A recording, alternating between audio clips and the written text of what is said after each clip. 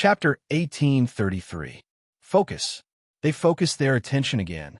It was so dazzling that no one could look at it directly. The newly condensed divine spark was circling above its head.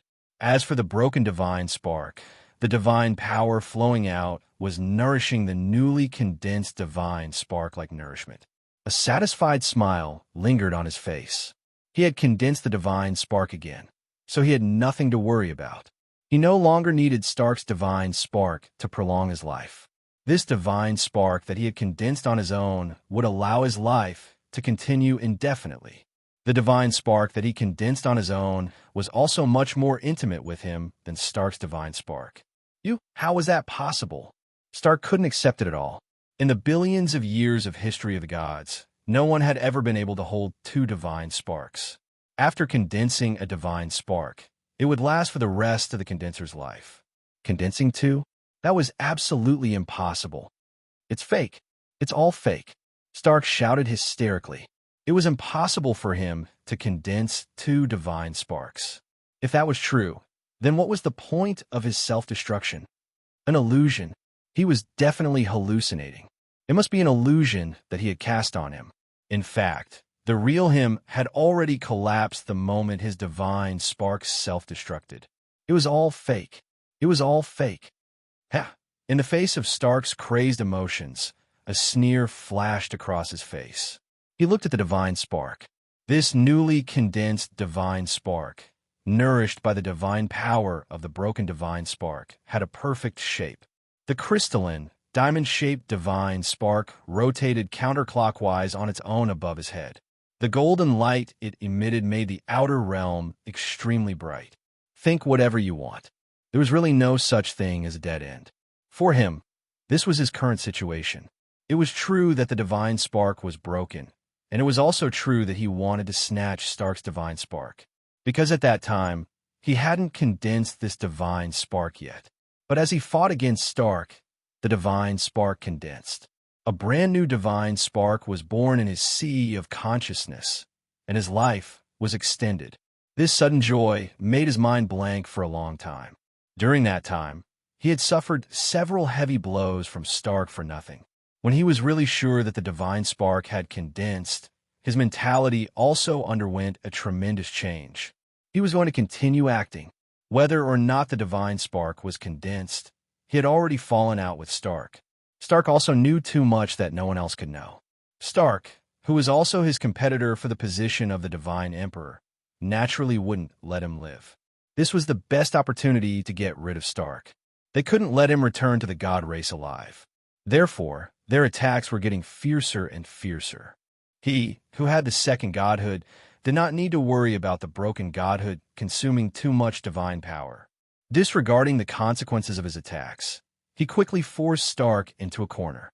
He couldn't continue to resist, but it didn't expect Stark to think of self-detonation, the most desperate way to die.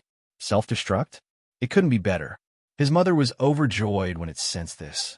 If Stark continued to resist stubbornly, it might waste a lot of his mother's divine power.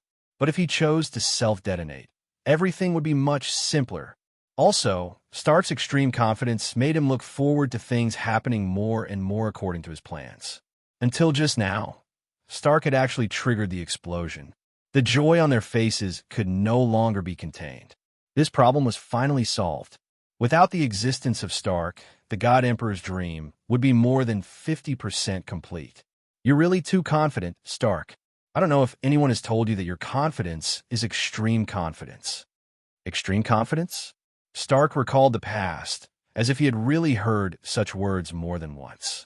This might have had something to do with his personality and circumstances. He had been favored by the heavens since he was young, and everyone had chased after him all his life. As long as he thought about it, there was nothing he couldn't accomplish. In his eyes, all living beings were fools, and he was the only one who was truly sober. Therefore, he was confident in all his judgments. Being extremely confident, he didn't think this was a bad thing. If a person didn't even have the most basic confidence, how could he talk about achieving great things? However, he forgot that confidence was a good thing, but conceit, don't say that I deliberately set you up. Before you triggered the explosion, I reminded you that confidence is a good thing, but overconfidence is conceit. In the void, his mother narrowed her eyes slightly, stretched lazily, and enjoyed the smile that only a victor could show. You think that your confidence is an advantage, but in fact, it's your extreme confidence that hurts you. You take everything for granted and confidently infer everything as if you're the only sober one among all living beings.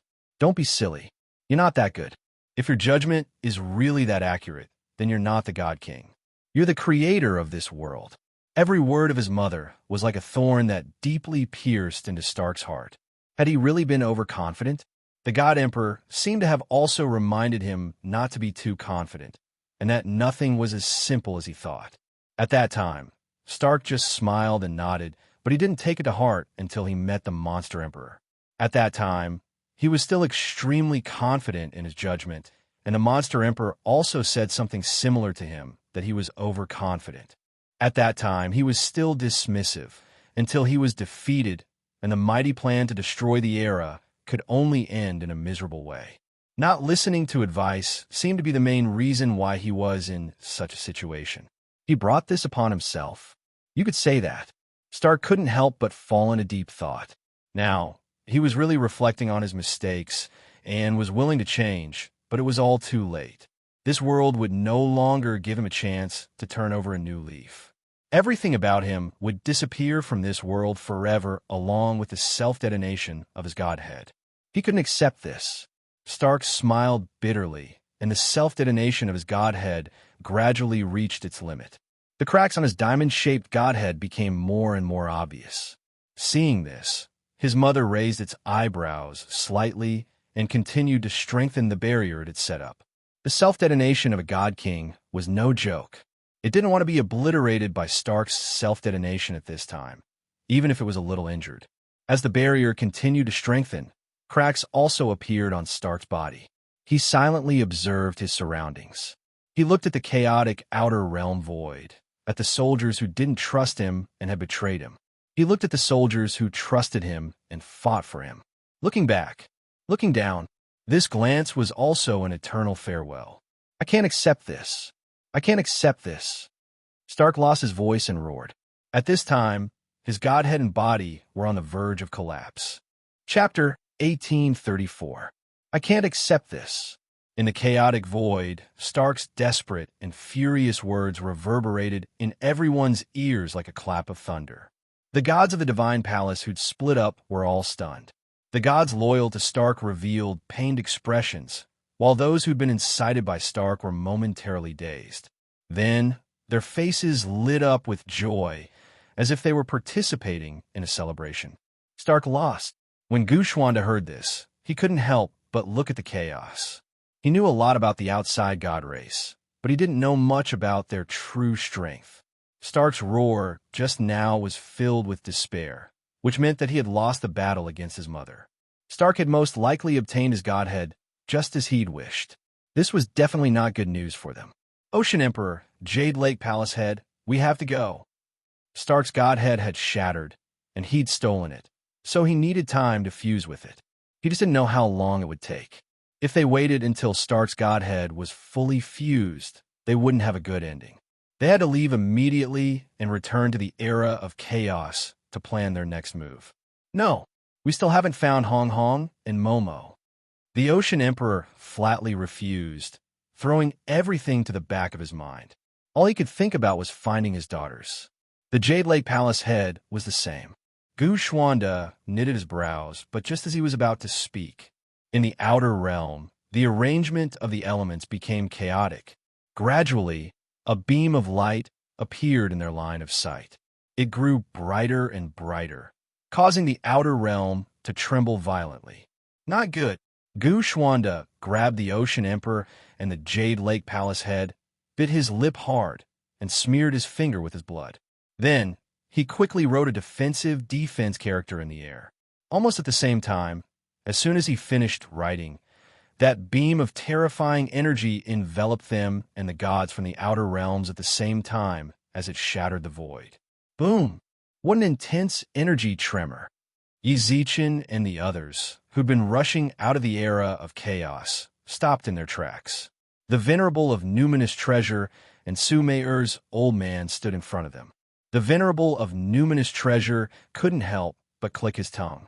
Before long, they saw a mushroom-like explosion of light. "This looks like someone self-destructed," the experienced old man muttered. Of course, that was all he could deduce. They couldn't confirm the distance of the explosion, so they couldn't make a direct judgment. As such, he was unable to determine the cultivation level of the person who had self-destructed. Self-destruct. When Yi Zichen heard this, his heart trembled. Even Gu Xuanda would find it difficult to take advantage of a god king. Given the difference in cultivation, Yi Zichen couldn't help but think of the outside self-detonation. "Hurry up." Sumei and company nodded as well. Yi Zichen wasn't the only one who thought that way. Actually, they all had different thoughts as well.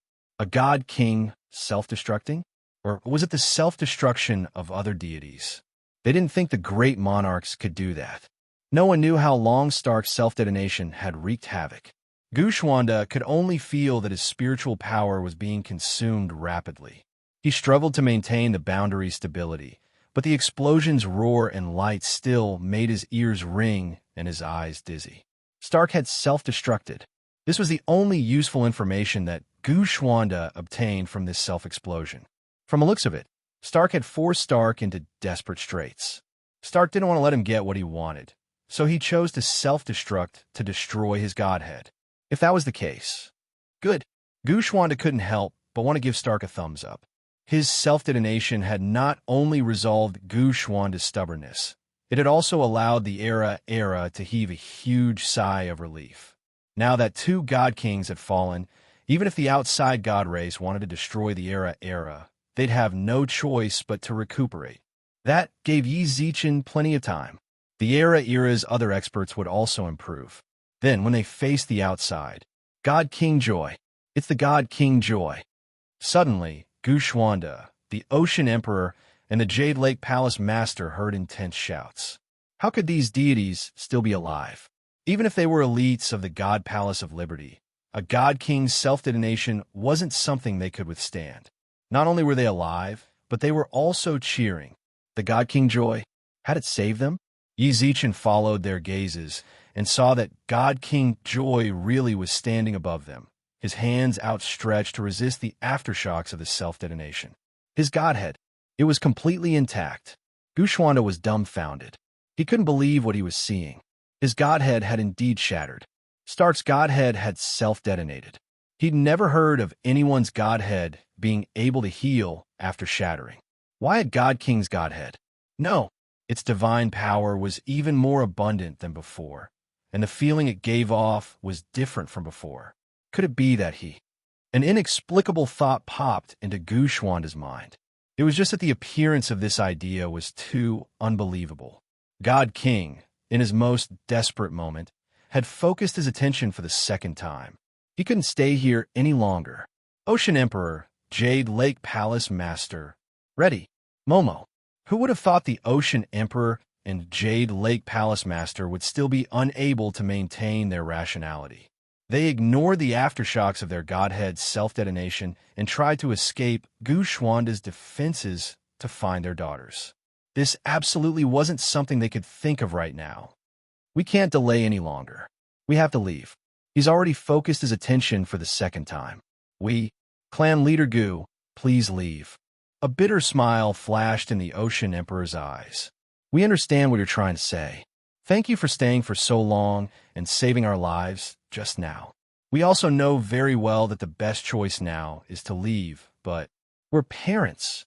The Jade Lake Palace Master smiled bitterly. Yes, the word parents made Gu Xuanda unable to find any words to comfort them. In the face of a desperate situation, everyone had the right to choose to avoid it. It didn't matter if they were ordinary mortals or lofty imperial lords. It wasn't shameful for them to avoid it. However, if they were parents, then they had no reason to leave.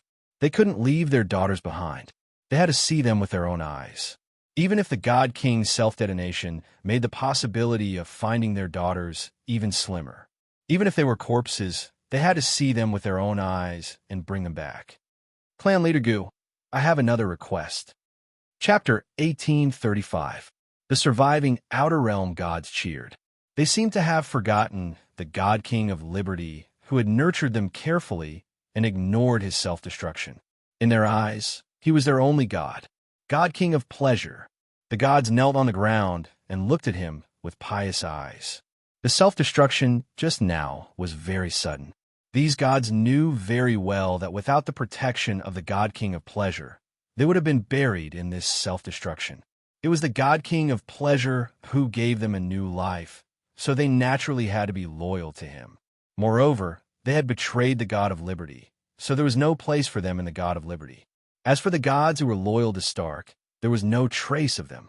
If nothing went wrong, they should have been buried in this self-destruction. From the looks of it, it saved them because it wanted to recruit them. If that was the case, why couldn't they apply to join him? God King, please let us follow you and serve you, so that we can contribute to the future of the Protoss. Someone in front of the god spoke. He looked in his direction. He raised his eyebrows slightly. Bader, I know you. You're the Lord of the Darkness, God King, right? You used to work under Stark. He had an impression of this person. He was a lord under Stark and was considered a veteran lord of the Protoss who had existed for a long time. His realm could be said to be the peak that a lord could reach, and he was only one step away from becoming a god king. Just like the goddess of war under Yale, he was considered the leader of the lords. Even though he was working under Stark, he had never had a good relationship with Stark. That was because during the Darkness God King's era, when the God King fell, he was the one who had the best chance to ascend to the God King's position. The other lords of the Darkness God King also respected him. However, due to Stark's appearance, his dream of becoming a God King was shattered. Since then, he had always been quite critical of Stark, believing that his appearance had robbed him of the God King's position that should have belonged to him. That was why he was the first among the main gods to stand on Stark's side when he was confronting Stark. According to him, he would rather be Stark's subordinate than serve Stark unwillingly. Hearing that his mother had an impression of him, the respect in Bader's eyes grew even stronger. It is my honor to be remembered by God Monarch Pleasure. I did work for Stark before, but who would have thought that he would be so despicable? He even tried to plot against you and coveted the position of Lord Divine Emperor. This kind of person is not worthy of my loyalty. Not bad.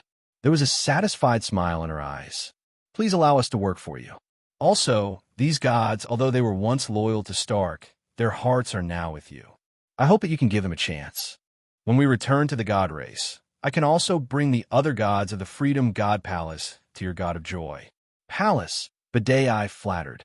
You've already called yourself my subordinate, so how can I ignore you? If I were worried that they were Stark's subordinates, I wouldn't have saved them from the explosion just now. It looked at the gods with tolerance. Hearing its words, the gods all smiled as if a heavy burden had been lifted from their shoulders. They were worried that it would hold a grudge against them because of Stark, but from its words, it seemed that they were being overly cautious. The God Monarch Pleasure was much more magnanimous than they had imagined. Don't worry, I've seen your performance just now. I'm not a petty person.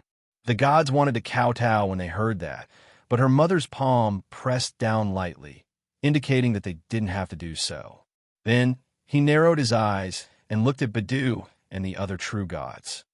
I want to confirm again that you are completely loyal to me, right? Of course, your majesty. Badei said, even if I want the position of God Emperor in the future, will you wave your blades at the God Emperor for me? Suddenly, the expressions on the faces of the gods stiffened, and even Badei was speechless for a moment. The position of God Emperor? They also wanted to fight for the position of God Emperor. What was wrong with the divine kings of the Outer Realm? Stark wanted to fight for the position of God Emperor, and these gods all thought that he was crazy. Why did her mother want to fight for the position of God Emperor too? Why did all these divine kings covet the position of God Emperor? And they were all covetous at the same time. Your Majesty, this kind of joke is... Badei thought that her mother was joking, but before he could finish his sentence, her mother coldly cut him off. This is not a joke. The Outer Realm gods' mind were in a mess, and they didn't know what to do for a while. It took in the behavior of these gods, and it was calculating in its heart. She left these gods in the divine palace of liberty to make use of them, so that when the war with the god emperor came, she wouldn't appear to be alone. She didn't want to see Stark's plot to happen to her. When the war with the god emperor came, these gods would betray the god emperor. She needed to confirm their thoughts in advance to see if they would accept his challenge for the position of god emperor. If they accepted, she would naturally have a way to tell if they were forced by the situation or sincere. If they didn't accept, then it would be even easier to deal with them. She could just kill them. They weren't elites that he trained himself, so he wouldn't feel any heartache even if they were killed. Divine King, don't ask anymore. I don't have much patience. Her mother immediately cut off Badai's words and narrowed her eyes at the gods who were still kneeling in front of her. The situation of the Outer Realm god race has been worsening in recent years. I believe you all are well aware of this. This is because there is a problem with the management of the Outer Realm god race, causing them to fall into such a predicament. The old god emperor had ruled for too long, and his management policies were also too old-fashioned. He was too soft-hearted when facing some tribes. His leniency towards some races is also one of the reasons why we are in such a predicament. I have deep feelings for the god race, and I can't bear to see them continue to decline like this. Stark has already been executed by me, and I have just entered the second state of spiritual concentration. I believe you all know what the second state of spiritual concentration means. I am the future of the Outer Realm god race. Do you all want to follow me, or are you foolishly loyal to the god race? My lord, this subordinate is willing to serve you, and is willing to push you to the position of god emperor. It was Badai again. Among the many gods, he was still the first to express his stance. This kind of behavior inevitably made people think that he was a spy left here by her mother to stir up trouble. After he announced his allegiance, many gods had the desire to join in, but her mother gently waved her hand at them. Don't be in such a hurry to express your loyalty. I need sincerity, not perfunctory words. There is still plenty of time left for us, and I can give you all time to consider. Coincidentally, there are still a few fellows left behind from the previous eras that I need to deal with. In the meantime, you all can think about it. Ask your heart, and answer me after you find the answer. As soon as her voice fell, her mother waved her hand. An enchantment was instantly set up around the true gods, trapping them within. Yes. Chapter 1836. He didn't know what the extraterrestrial gods had done, but even the explosion of a divine king's self-destruction didn't wake Shweb Bebe up. The Ocean Emperor, who had been searching for Hong Hong and Bebe among the gods, had his robe stained with blood. However, Shweb Bebe's pure white dress wasn't stained at all. It was not hard to tell how well the Ocean Emperor protected his daughter. Gushwanda didn't extend his hand even after hearing the Ocean Emperor's dying request. His rationality kept telling him that he had to leave now if he wanted to. If he delayed any longer, he wouldn't be able to leave even if he wanted to. If the Ocean Emperor and the Jade Lake Palace Master didn't want to leave, he could let them stay. However, he was also a father. Even though he wasn't a very competent father, he still understood what the Ocean Emperor and the others were thinking. This feeling that came from the depths of his heart made it impossible for him to let his parents leave. Chief Gu, we really don't have to wait any longer. Ji Yuan still needs you. Ji Yuan doesn't need you? If you give your youngest daughter to me, how should I answer her if she wants to see you when she wakes up? The Ocean Emperor's heart ached for some reason. He gently stroked Shweb Bebe's cheek. This girl looks naughty, but she's been very sensible since she was young. She'll understand what Xianling and I are doing. I'm sure she won't blame us. You seem to have a daughter who's about the same age as Bebe. That's fine. Since we haven't returned yet, please take her as your goddaughter. You please. The Ocean Emperor bowed deeply to Gu Xuanda again. He had always felt guilty about Hong Hong and Momo, and he couldn't leave them alone no matter what. The only possibility was that it might be unfair to Bebe, but he couldn't care less. Brother, you've already said it. What are you still hesitating for? All of a sudden, a low voice was heard behind Gu Xuanda. He looked behind him and saw that the Pleasure God King was standing right behind them. The Ocean Emperor and the others' expressions changed drastically. The God King tilted its head and grinned from ear to ear. I'm sorry for disturbing you. However, you've delayed for too long. I can't bear to watch you two being so long-winded. Soon after, his gaze fell on Bei-Bei's adorable little face. Just as he was about to extend his hand, Gushwanda took a few steps back. With nowhere to put its hand in the air, it could only rub its red nose resentfully. Then his eyes turned cold, and he spat out, "Seal." As soon as it finished speaking, it advanced toward Gushwanda again. Gushwanda, who wanted to push it away, realized that the surrounding space was squeezing him so hard that he could not move at all. It was extremely difficult for him to even move a finger. It easily held Bei-Bei in its arms, and under everyone's horrified gazes, it gently pinched her little face. What a cute little girl. If you don't want to take her as your goddaughter, then let her go with me. There was no answer. It looked toward Gushwanda and the others. Only then did it see that the ocean's sovereign and the others were opening and closing their mouths, but there was no sound that belonged to them in the void. I almost forgot. He snapped his fingers, and the ocean emperor's hoarse screams echoed in his ears in the blink of an eye. Let go of Bei-Bei. Bei-Bei, is that the little girl's name? It tilted its head and stroked Shweb Bei-Bei's pink face with its fingertip. Feeling the touch from its finger, it smiled and said, "It's so good to be young. Even your face is so soft and bouncy." It then touched its dry face and couldn't help but smile bitterly. Let go of Bei-Bei right now. The ocean sovereign's threatening words echoed in the void. No matter how he struggled, he could not move even half a step forward. Not only that, every time he struggled, the space would shrink, leaving him less and less space. When the space squeezed his body a little out of shape, he could no longer move an inch. Stop struggling. If you keep struggling, you might be crushed by the space. It kindly reminded him, but it could no longer hear anything the ocean's sovereign said. He no longer had any space left to move. He couldn't even move his lips. All he could do was use his spiritual will to vent his anger, but the ocean's sovereign refused. Why haven't you left yet? Shweb Bei-Bei was still in its arms. It smiled in confusion and looked around. The god-trapping formation had long since broken, and it could no longer sense the auras of the past era's experts. It was clear they'd taken advantage of the chaos to leave while it was fighting Stark. It had long since anticipated this outcome, but the past era's experts were less of a priority to it than Stark. It didn't pay much attention to them.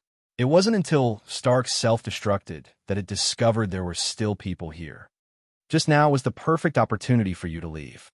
If you'd returned to your era, even I wouldn't have been able to do anything to you.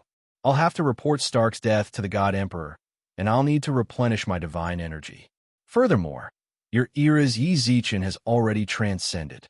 At the very least, your era should be safe. He transcended, the heavy burden weighing down on Gushwanda, and the others inexplicably eased. So long as Yi Zichen transcended, it proved their era still had a chance. The experts couldn't help but sigh in relief. However, the current situation wasn't too good for them. I have some impression of you. If I recall correctly, you're the one who stole Qingli from Yale's hands, aren't you? The ocean sovereign glanced at Gushwanda curiously. I wasn't in the god realm at the time, but after I returned and heard the news, I've always been interested in you. However, now that I've met you, I've discovered there's nothing special about you. You're far inferior to Yi Zichen. Hey, how did you steal Qingli from Yale's hand back then? I know a bit of information. Yale and Qingli seem to be childhood sweethearts, and his feelings for her aren't ordinary at all. What tricks did you use to steal her? Can you tell me about it? I'm just an ordinary person. How could I possibly compare to the master of the stars? Said Gushwanda. As for Qingli, he refused to say a word. There's no need to belittle yourself so much. Relying on your mortal body to cultivate to the point where you're infinitely close to becoming a god king. You should be proud of yourself. The ocean sovereign gently patted Gushwanda on the shoulder. The surrounding space was clearly compressed, yet his hand could pass through it and touch Gushwanda's body. Chapter 1837. His spiritual ocean was sealed just like that. This was definitely a new experience for Gushwanda. In the past, he loved to hunt for novelties. Perhaps he would enjoy the feeling of losing all his spiritual power and becoming an ordinary person. But this was definitely not the case now. With his spiritual ocean sealed, he could not deploy any spiritual power, let alone communicate with the heaven and earth Tao. Now, he was just an ordinary person. He could not even do basic breathing exercises. Whoa! It retracted its palm and looked surprised. Facing Gu Xuanda's gaze, it could not help but nod and praise him. "You're not bad. It's my first time seeing such a vast spiritual ocean after traveling through so many planes."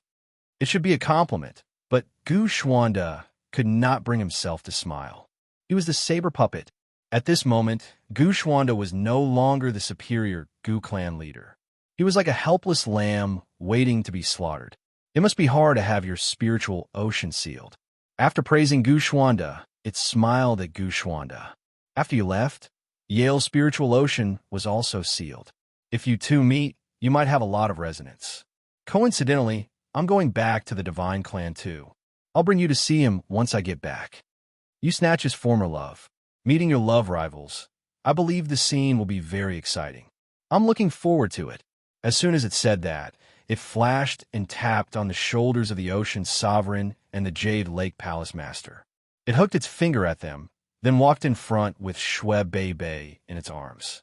The few powerful beings could not help but float behind it. Have you thought about it?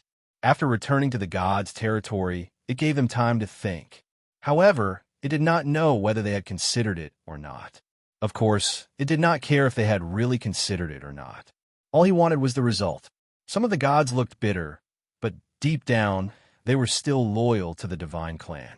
They had betrayed the Divine Palace of Freedom because Stark's actions had harmed the Divine Clan. They could not tolerate such behavior, so they sided with it. However, it wanted to overthrow the Divine Emperor's regime. What he had said before was not wrong. The Protoss had indeed not been as transcendent as they used to be in the past million years. Perhaps the God Emperor was soft-hearted and spared some planes, allowing those planes to grow. They were not grateful to the God race for their forgiveness, and even wantonly attacked the God race. But these were definitely not the main reasons for shaking the foundation of the Protoss. The Divine Emperor worked hard for the Protoss. Perhaps some of his methods were old-fashioned, but what really shook the Protoss was the Protoss did not produce geniuses. In the long history of the God race, there had only been 4 God Kings. The Outer Realm Protoss did indeed have a very high-level bloodline. Even when they were still infants, they were already comparable to the experts of other planes. It was just that there were too few geniuses. What decided the outcome of any war was definitely not those ordinary soldiers, but the true elites. If the celestial race could produce 40 god monarchs, the myriad worlds would not dare to provoke the celestial race. It was too far-fetched for them to blame the problem on the Emperor. Should he refuse? It would take several days to travel from here to the God Clan. If they refused, even if their mother killed them, the God Clan would not notice anything. They did not want to die yet. They were the elites, not those incompetent salted fish. They had not enjoyed enough. How could they want to die? But if they overthrew the regime with their mother, it would definitely reduce the power of the Protoss. Perhaps in the end, the Protoss would be doomed eternally. They were very hesitating on how to decide. What's wrong? Did I give you too little time to consider, so you can't make a decision? Its mother urged. Unfortunately, I can't give you too much time. You must make a decision now. Your subordinate is willing to be loyal to His Majesty. It was still Baitich. When everyone was silent, he broke the unbearable silence. The others followed suit after seeing it. Almost half of them knelt down and worshipped His Majesty, while the other half were still hesitating. It seems that you don't want to be loyal to me. His Majesty, it's not. Well, since you don't want to be loyal, there's no point for you to exist. Without giving them time to explain, His Majesty waved his hand, and a gust of wind blew past the gods who did not kneel down. The flesh and blood of those people were dried up and finally turned into white powder that was blown away by the wind into the void. Seeing this scene, the other gods trembled and became even more terrified of His Majesty. They were even more glad that they were sensible. If they had hesitated for a second, they might have ended up the same as those who had been eroded by the wind. "Humph, you will do your best to assist me." After doing all this, His Majesty did not show any extra emotions in his eyes. He almost did not look at the dead, but stared at Baitage and the others who were kneeling on the ground. Baitage lowered his head even more. At this time, he felt inexplicably regretful. His Majesty's determination made him feel that it was not a good thing to follow him. The previous Stark did not seem so annoying.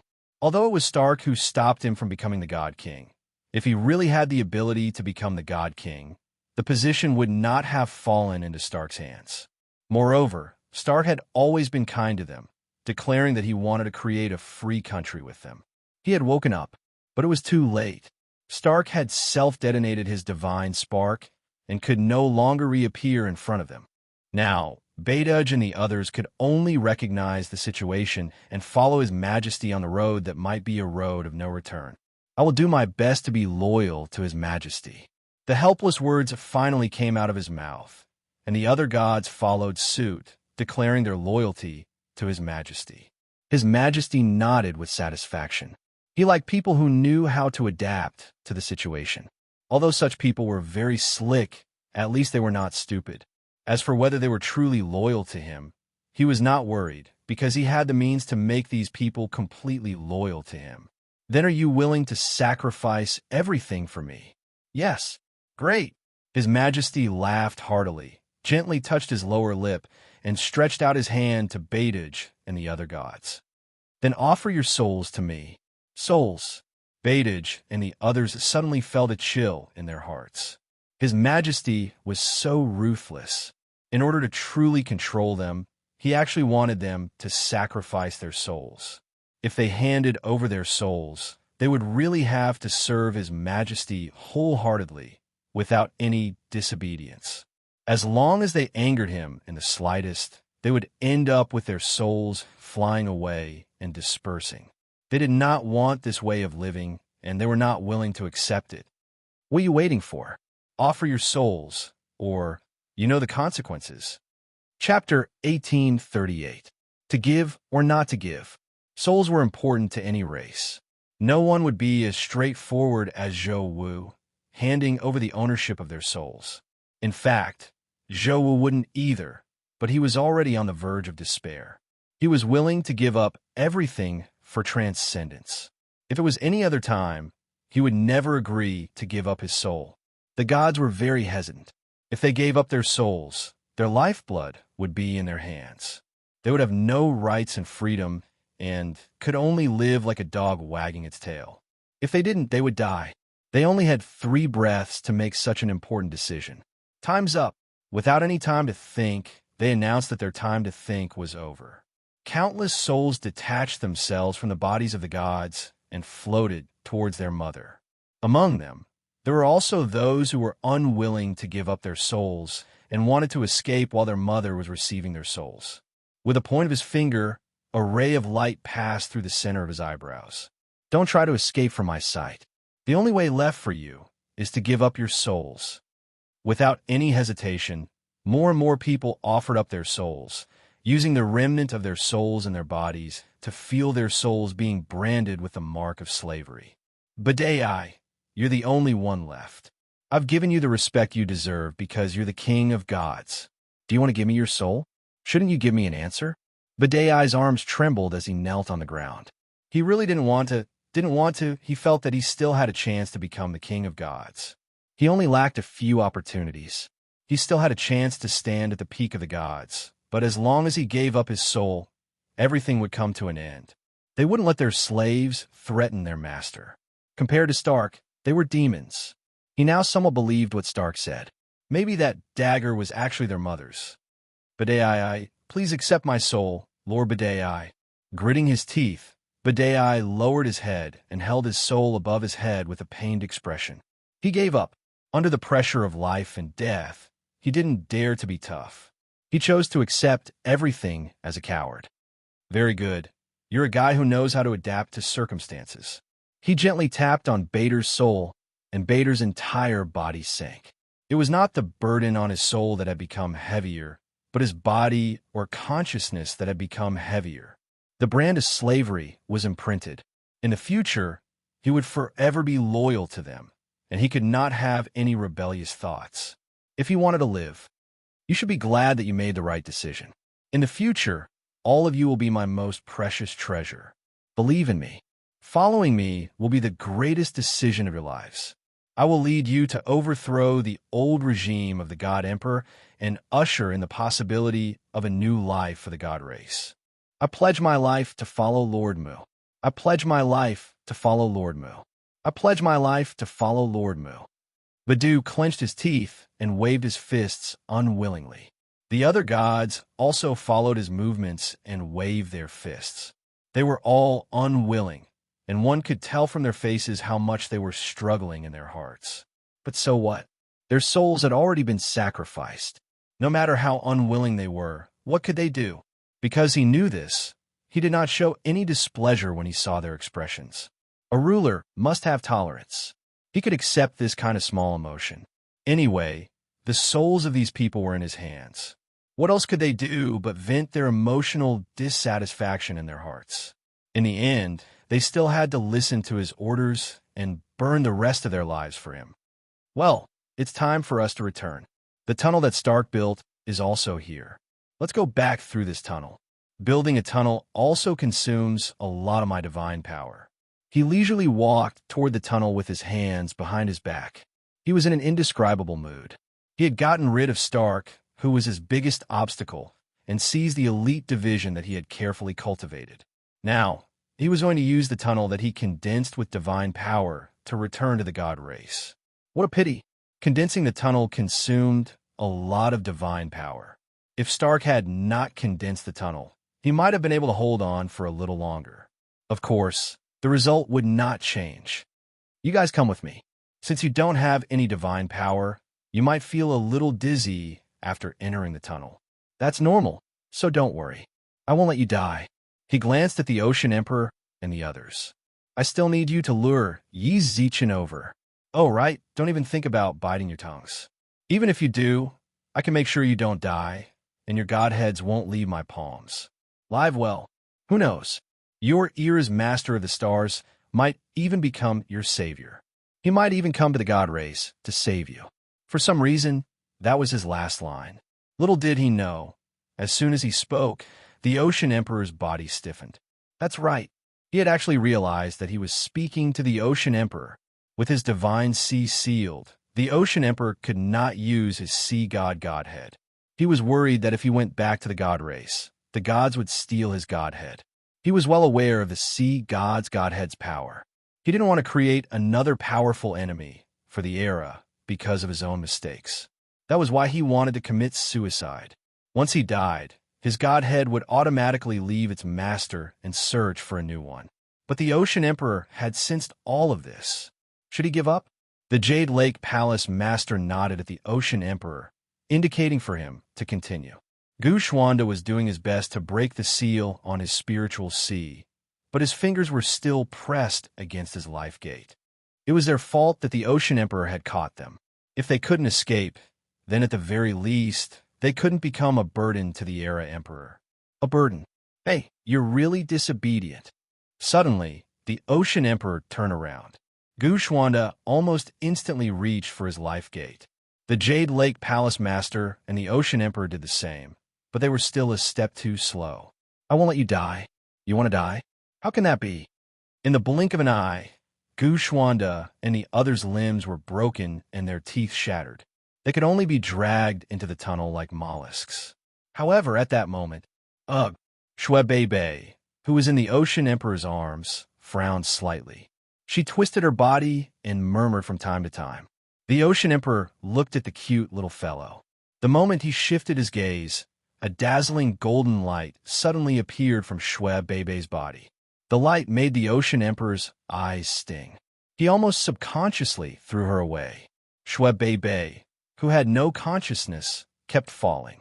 The Ocean Emperor, the Jade Lake Palace Master, and Gu Xuanda stared at the falling golden light, until another ray of golden light appeared, catching Shui Bei like a streak of light. Then, the tunnel Stark had created exploded. Chapter 1839.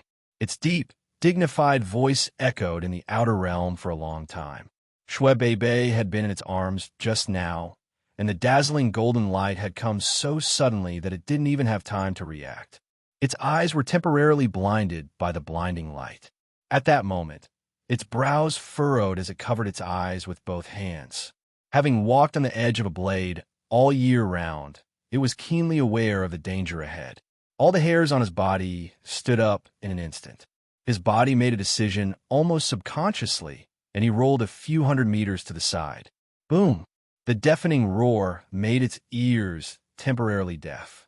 Fortunately, the stinging pain in its eyes had disappeared at this time, and its eyes could see a little when its divine sense extended outward. When it looked at where it was just now, the void there had already been shattered. It heaved a sigh of relief with lingering fear in its heart. Then, it noticed that it had lost contact with Gu Xuanda and the others. Big Sister Momo. The sleeping Shue Bei rubbed her sleepy eyes. As soon as she opened them, she felt herself in a warm embrace. She looked up and saw that the person holding her was Shue Momo, who had been unconscious since the Battle of Geniuses. Big Sister Momo, you've recovered. Seeing that Shue Momo had woken up, Bibi cheered and waved her little fist. When she heard her little sister's excited voice, Shue Momo smiled and lowered her head. She lovingly stroked her little sister's head. You really know how to sleep. Oomph, you can sleep much better than me. Bibi pouted and stubbornly retorted. At the same time, she also noticed the golden light emanating from her body. I'm glowing. Big Sister Momo, look. I'm glowing. Shue Bei shook Momo's arm, as if she wanted to share this strange phenomenon with her. But before long, she saw that Shue Momo's body was also emitting a light similar to hers. Not only that, but a few hundred meters away, a pillar of light also shot into the sky. It was a pillar of light. She fixed her eyes on the pillar of light. Big Sister Hong Hong. Hong Hong. Shue Hong Hong was right next to the Ocean Emperor and the others. She was the one who had cut off its restraint on them. It's great that you're all right. Second sister is also very good, and she has also woken up. Hong Hong smiled gently. The Ocean Emperor and the Jade Lake Palace Master looked into the distance and saw Shue Momo waving at them. Good, this is great. The Ocean Emperor murmured in a sobbing tone. The Jade Lake Palace Master's emotions were like a broken dam when she saw the daughter she had been searching for. Tears flowed down uncontrollably from the corners of her eyes. After completely severing its restraint on the Ocean Emperor and the others, Shue Hong Hong patted them back and forth a few more times. Release. The Ocean Arch and the others all shuddered as she yelled. The surging divine power flowed through their limbs and bones once again. The power that they had lost and regained made them even more high-spirited. The seal should have been broken, right? My movements should not be restricted anymore. The Ocean Emperor and the others nodded. Seeing this, Shue Hong Hong smiled. She flew over 100 meters toward her mother. Shue Momo landed beside her with Bei in her arms. Hong Hong, just as the Ocean Sovereign was about to say something she was worried about, Gu Xuanda pulled her back and shook his head gently. Let them go. What are you talking about? Divine King Joy can seal us in an instant, even if it's us. How could he be someone that these girls can face? The Ocean Sovereign struggled to go over, but Gu Xuanda's hand was as still as a rock. You're too worried. Gu Xuanda sighed deeply and pointed at their dantians. Have you forgotten who broke the seal for us? The Ocean Sovereign was instantly stunned. The seal on their dantians had been broken. They had tried their best to break it, but couldn't shake the seal in the slightest. However, Shue Hong Hong had broken the seal on all three of them in a few breaths. It looks like your precious daughter is already stronger than you and me. The Ocean Sovereign and the Jade Lake Palace Master widened their eyes. Gu Xuanda had said, you and me, which meant that Gu Xuanda was included. Who was Gu Xuanda? He was the clan leader of the Gu clan, the strongest clan in the era, and the man who stood at the top of the world. Yet he had just said that Hong Hong's cultivation level was higher than his. Momo, the Jade Lake Palace Master, could not help but murmur. Gushwanda nodded. I'm talking about the three sisters. Gushwanda heaved a deep sigh. He used to stand at the peak of the entire era, and even his father did not have the confidence to defeat him. In just a few short hours, his aloofness was gone. The seal on Divine King Joy from the extraterritorial clan was instantly broken by a junior like Shui Honghong. He was still at the top of the era, but he was no longer a supreme figure who sought defeat alone. This feeling, it was really King satisfying. Gushwanda laughed wildly in his heart. He had never liked being the strongest. The stronger he was, the heavier the responsibilities he had to bear. He had to pay attention to everything that happened in the past era because he was a supreme figure. He had to consider everything that happened in the current era. He also had to let his wife, Qingli, take risks and go to the extraterritorial clan. The gods were observing their movements. He was worried sick about Qingli. But because they were the ancients, the strongest existences in the current era, they had to shoulder this burden. This was great. He was no longer the tallest person in the current era. Shui Yang's daughter seemed to be a bit stronger than him, and Yi Zichen had successfully transcended. In the future, he would no longer have to shoulder the rise and fall of the era. All he had to do was be a soldier, obedient. If he was told to go out and beat people up, he'd do it. If he didn't have to, he'd just stay at home with his wife. Flirt with each other. In any case, even if the sky collapsed, Yi Zichen and the others would hold it up. What was there to be afraid of? I can finally take a break. Gushwanda muttered to himself. He was overjoyed, but the Ocean Emperor and the Jade Lake Palace Master watched the three Shui sisters' backs. Their daughters had grown up. The Ocean Emperor and the Jade Lake Palace Master's eyes flashed with gratification, and their lips curved into smiles. He really didn't expect his daughters to grow to such heights. Chapter 1840. Gushwanda wasn't wrong. The old guys had been at the top for long enough. It was time for the new generation to show their brilliance. It was a bit too much to say that they were relieved of their burdens. How could they let go of the burden so easily after carrying it for so long? What's more, these burdens were all placed on the shoulders of young people. Could they really bear it? The Arch hesitated. He, who had looked down on a new era for tens of thousands of years. He had never felt so powerless before. He wasn't a match for a divine king from the extraterritorial races. Even with the sea and the ocean, the Arch said, his chances of winning against divine king pleasure were less than 20%. And this was already a rather rash deduction. If he was more conservative, 10%, he was no longer the safe haven for the princesses whom he had protected with care. His treasures, whom he had carefully protected behind him, were now standing in front of him. He knew that his daughters had all grown up. He didn't know how they had made such a leap in such a short time. Let's go. Gushwanda patted the Ocean Thearch's shoulder. Don't let us become their burden and their weakness.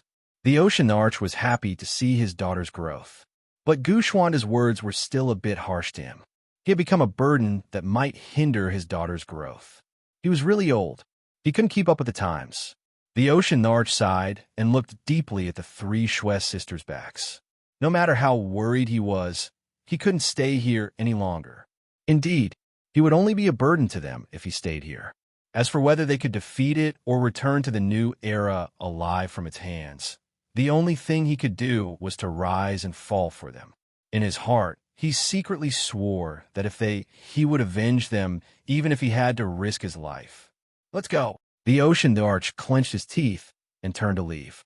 Before he left, he grabbed the Jade Lake Palace Master's arm and left with her, who was full of longing and worry. Compared to women, men were sometimes more decisive. None of the extraterritorial gods dared to stop them as they watched the Ocean Arch and the others leave. Shui Honghong and Shui Momo watched them from the corners of their eyes.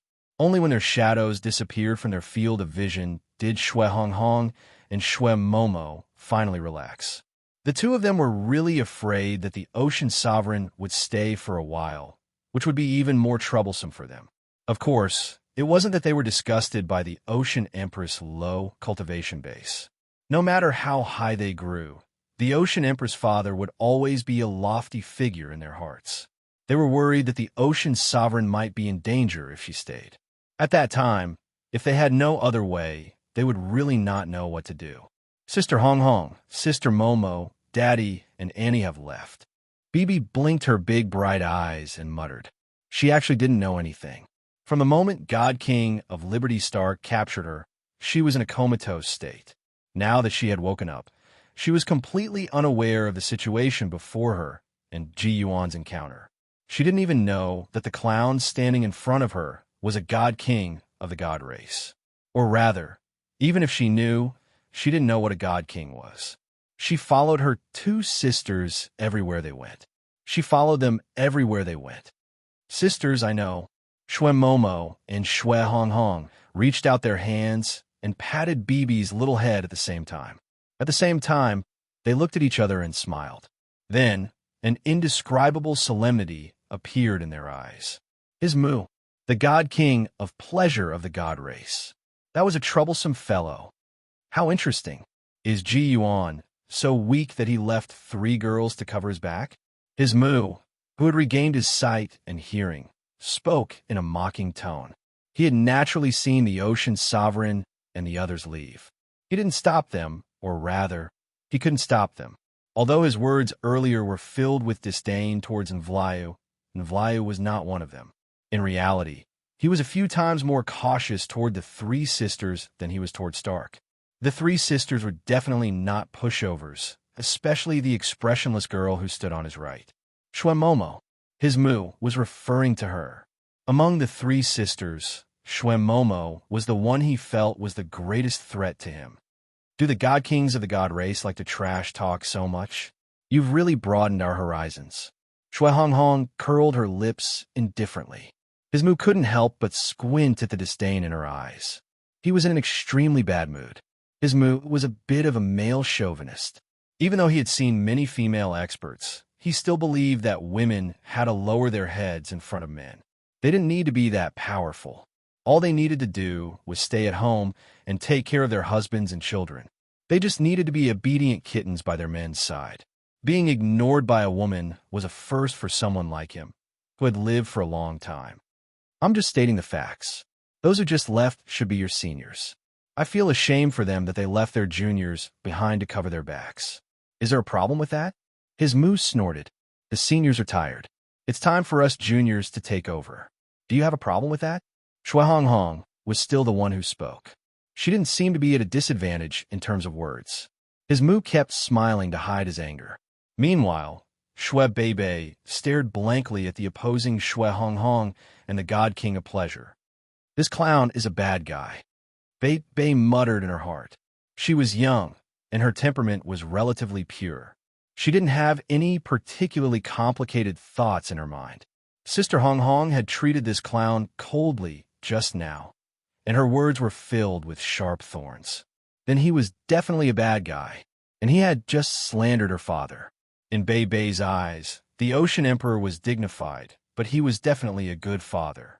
How dare he say bad things about her father? Big bad guy. Bei glanced at Shui Momo. It was great that Sister Momo had woken up. However, Shui Momo seemed a little different from before. She scratched her head, but couldn't think of a specific word to describe it. In short, she was different. It was as if Shui Momo had matured a lot after waking up from a deep sleep. No problem. His Mu's words roused Shui Bei from her deep thoughts. She looked in the direction of the voice. The clown's face was so funny that it could win people's sympathy and affection, but now it was so annoying. Sister Momo, that guy is so annoying. Bei doesn't like him. He speaks like a male duck. It's so annoying. Chapter 1841. The Outer Realm Void could be said to be a mass grave for wanderers. Countless cultivators had perished here for various reasons. Their corpses were either devoured by the black holes of the outside, or they simply floated in the void. Countless rocks and corpses hovered in the air, and from time to time, you could even see tiny bone fragments. In this dimly lit realm, 3 beams of golden light brightened up the place. Badai and the other gods stood behind his mother, their hands at their sides. In the face of the 3 Shui family sisters' slander, they didn't particularly want to say anything. From the bottom of their hearts, they didn't want to risk their lives for his mother, but their souls were in his hands. No matter how unwilling they had no choice but to obey. However, they wouldn't take the initiative to attack. So long as his mother didn't give them an order for even a second, they'd just stand there, oblivious. His mother was furious. It couldn't be said that this wasn't his angriest moment. Compared to Ezichen's lies, the three Shui family sisters' slander was a bit inferior. However, after being slandered like this by a group of women, the flames of fury in his heart burned brightly. That male duck's angry. He looked so scary. Beibei's white and tender little hand pointed forward. As soon as he finished speaking, he lost all patience with the three sisters, especially Shui Beibei. Now that she'd awoken, she wasn't as cute as she'd been when she'd been asleep. Almost without any warning, the divine spark between its brows drilled out of its body. It was a translucent, diamond-shaped gem. No matter how you cut it, it was flawless. The godhead spun counterclockwise above his head. As it spun, golden light spread out like golden powder, but just as it was about to touch his hair, it suddenly disappeared. When he saw this, Beidei and the other gods retreated over 1,000 meters. Shui Honghong and Shui Momo's eyes flashed with solemnity. Although his mother hadn't activated his aura yet, just this godhead alone was enough for them to treat him with caution.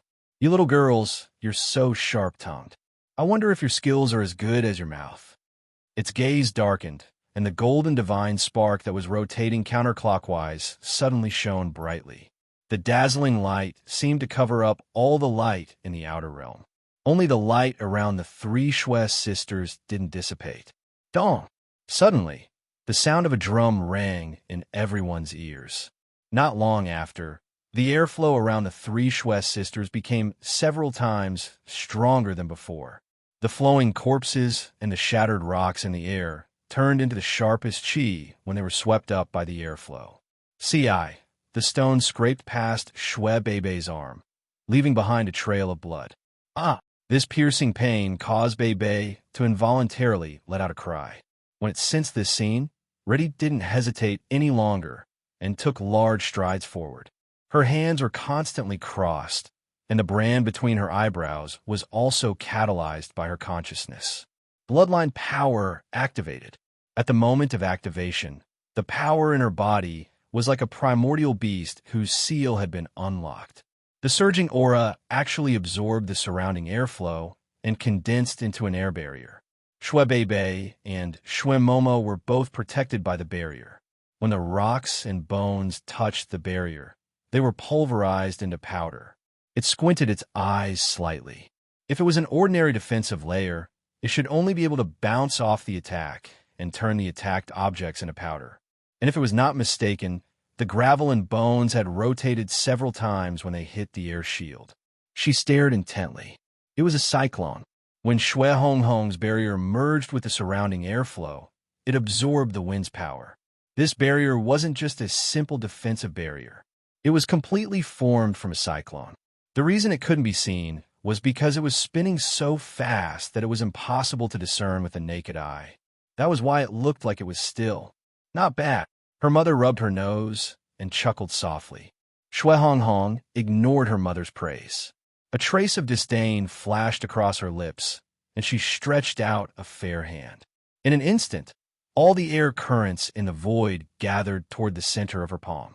Above her palm was a sphere with a diameter of a few meters condensed from airflow. It was spinning rapidly above her palm. As it spun, it occasionally released a few blades of air. The air blade was so sharp that it would cut a hole in the void wherever it passed. Here you go. Shui Honghong's eyes trembled.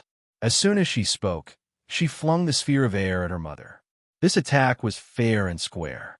The distance of 1,000 meters was more than enough for her mother to react. Is that all you've got? She sneered. Her mother skillfully tapped the air a few times. With every tap of her finger, a small cyclone appeared in the air. The position of the cyclones seemed to be quite special. Each one was half a meter apart. You should be proud of yourself for a woman to be able to do this. But you're attacking me with wind that can scatter with a single blow? Could it be that you know I'm hot and want to use it to cool me down? When she heard this, Shui Honghong said nothing. She simply crossed her arms and watched the cyclones grow farther and farther away.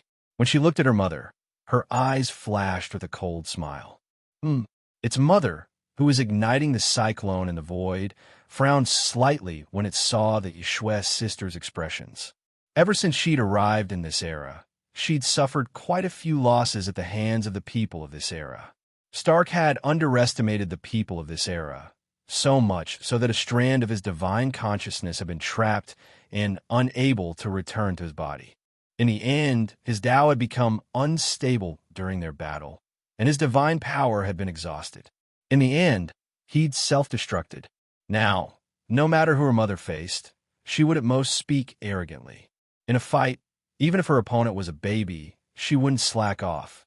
Who knew what kind of trap these people of this era were digging for the gods of the outer realm? The cyclone was heading straight for her. Her attack didn't seem threatening at all. At most, it was an all-out attack from an imperial emperor. To the people of this era, this kind of attack was enough to destroy the heavens and extinguish the earth. To her mother, however, it was nothing. This kind of attack posed no threat to her, and given the speed at which she spun, by the time she was 100 meters away from her, her defenses would be complete. Could it be that there's something special about this cyclone that I can't see? Her mother had split her attention to pondering the cyclone, so much so that her movements were a bit slower. She had to be extremely vigilant. Right now, she'd set up her defenses with the least amount of divine power. Even if the cyclone's attack was just a bit stronger, her defenses wouldn't be effective. If the cyclone had any hidden tricks up its sleeve, she had to make the most logical response. What exactly had gone wrong? The Shui sisters' smiles were definitely not simple smiles. This cyclone definitely had some hidden tricks up its sleeve. Chapter 1842. 1,000 meters. It seemed like a long distance, but to the Shui family sisters and their mother, who could teleport thousands of meters away in the blink of an eye, it was too short. Compared to this, Shui Hong Hong's cyclone was as slow as a turtle's. Shui Hong Hong had plenty of time to react. Apart from wasting divine power, she couldn't think of any other use. Was it really that simple? Shui Hong Hong's eyes widened. Just as the cyclone was 200 meters away from him, it suddenly sped up. The cyclone spiraled through the sky, leaving afterimages in its wake. This sudden increase in speed gave Shui Hong Hong no time to perfect his defenses. That wasn't all. The cyclone's aura compressed the surrounding space, and its enormous gravitational force made it impossible for Shui Hong Hong to dodge. It did it. It couldn't perfect its defenses, and it couldn't dodge in time. Shui Hong Hong didn't know if the cyclone had any other tricks up its sleeves. The three Shui family sisters clearly hadn't revealed their true strength yet. Before facing them head-on, Shui Hong Hong had to maintain peak condition. Come here. Shui Hong Hong reached out with his hand, and a powerful pulling force appeared in his palm. Two of the foreign gods standing behind him were instantly dragged in front of Shui Hong Hong, then tossed towards the cyclone. They didn't even have time to struggle or wail as they slammed into the cyclone. In the blink of an eye, they were shredded to pieces. Golden blood, flesh, and bone fragments appeared before everyone's eyes. Shui Hong Hong reached out with her right hand and swept it across the sky. A curtain appeared in front of the three sisters, blocking all the flesh and blood that had been blown away by the cyclone. Bei Bei was terrified. Ever since she was a child, she'd been the Sea of Innocence's little princess. With the Sea Emperor's bloodline, her talent was astonishing, and she was quite strong. However, the Sea Emperor had always protected her, and she'd never seen such a bloody scene. Shui Momo reached out and covered Hong Hong's eyes. Hong Hong narrowed her eyes and pointed a finger into the air. Under her control, the cyclone swept towards her in an oppressive manner. She simply used her hands to pull the divine beings from the outer realms behind her and kept throwing them into the cyclone, using their bodies to condense a layer of defensive barrier in front of her. Those gods who were still alive clenched their fists in fear, afraid that they would be the next one to be thrown out. They hoped that the cyclone would disappear as soon as possible. After all, the energy of the cyclone was not eternal. After killing more than 100 true gods, the energy of a cyclone was not eternal. Reddy also felt the lack of energy in the cyclone and gave up its control. Without energy to support the cyclone, the frequency at which it spun gradually slowed down and gradually disappeared from the void. Looking at the dissipating cyclone, Reddy sighed dejectedly. Just a little bit more. The cyclone was less than 10 meters away from it. If the cyclone had lasted a little longer, it might have left something on it. In fact, if it simply wanted to leave a mark on their bodies, it had already done it. Reddy's chest heaved violently. Her clothes and face were covered in the flesh and blood of the dead gods. That wasn't all. The wind blades released by the cyclone had also left several bloody marks on her body. Shuehonghong had seen all of this, but she wanted more than that. It was over. The surviving gods heaved a deep sigh of relief. They rejoiced that the cyclone had dissipated, allowing them to survive. However, the battle between the three Shui sisters and Reddy was not over yet. It was still unknown whether they would still be thrown out like human fortresses. From the moment they handed over their souls an hour ago, their lives no longer belonged to them. She slowly wiped away the flesh and blood on her face, using her divine power to shake off the flesh and blood on her clothes. The wind blades had left shallow marks on her body, but with her self-healing abilities, she healed them all. Just now, Reddy dared to swear that in the billions of years it had lived, the amount of danger that the cyclone had caused her ranked in the top 10. Now, she understood that the cyclone wasn't just made of wind power. It was also infused with the power of space. The cyclone seemed to be moving very slowly, but it was actually devouring the surrounding space as it spun. When it was 200 meters away from her, it wasn't that the cyclone had sped up. Instead, it was devouring the surrounding space, causing the distance between Reddy and the cyclone to shrink. That was close. Just a little bit more. If she had really been swallowed by the cyclone, she might not have been able to unleash 100% of her strength due to the pressure of the surrounding space and the power of wind and space. If she had tried to block the cyclone with her body alone, she would probably have turned into minced meat just like the dead gods. Is playing tricks an innate talent of the people of your era? Reddy glared at her and attacked her with words. Having survived a calamity, she still felt a lingering fear when she thought of the cyclone. The Shui sisters sneered. Hong Hong was even more disdainful. Is arrogance an innate talent of the gods of the outer realms? Her words hit the nail right on the head. If Reddy hadn't gone all out from the start and held back when setting up her defenses, the cyclone wouldn't have been effective against her, even if the law of space had been infused into it. Even though she'd warned herself not to be arrogant in the face of the cyclone. In the end, she'd still underestimated the three Shui sisters. Fine, I admit defeat in this battle. Reddy didn't say anything else. She gently rubbed her face, wiping away the anger on her face. A smile flashed across her lips.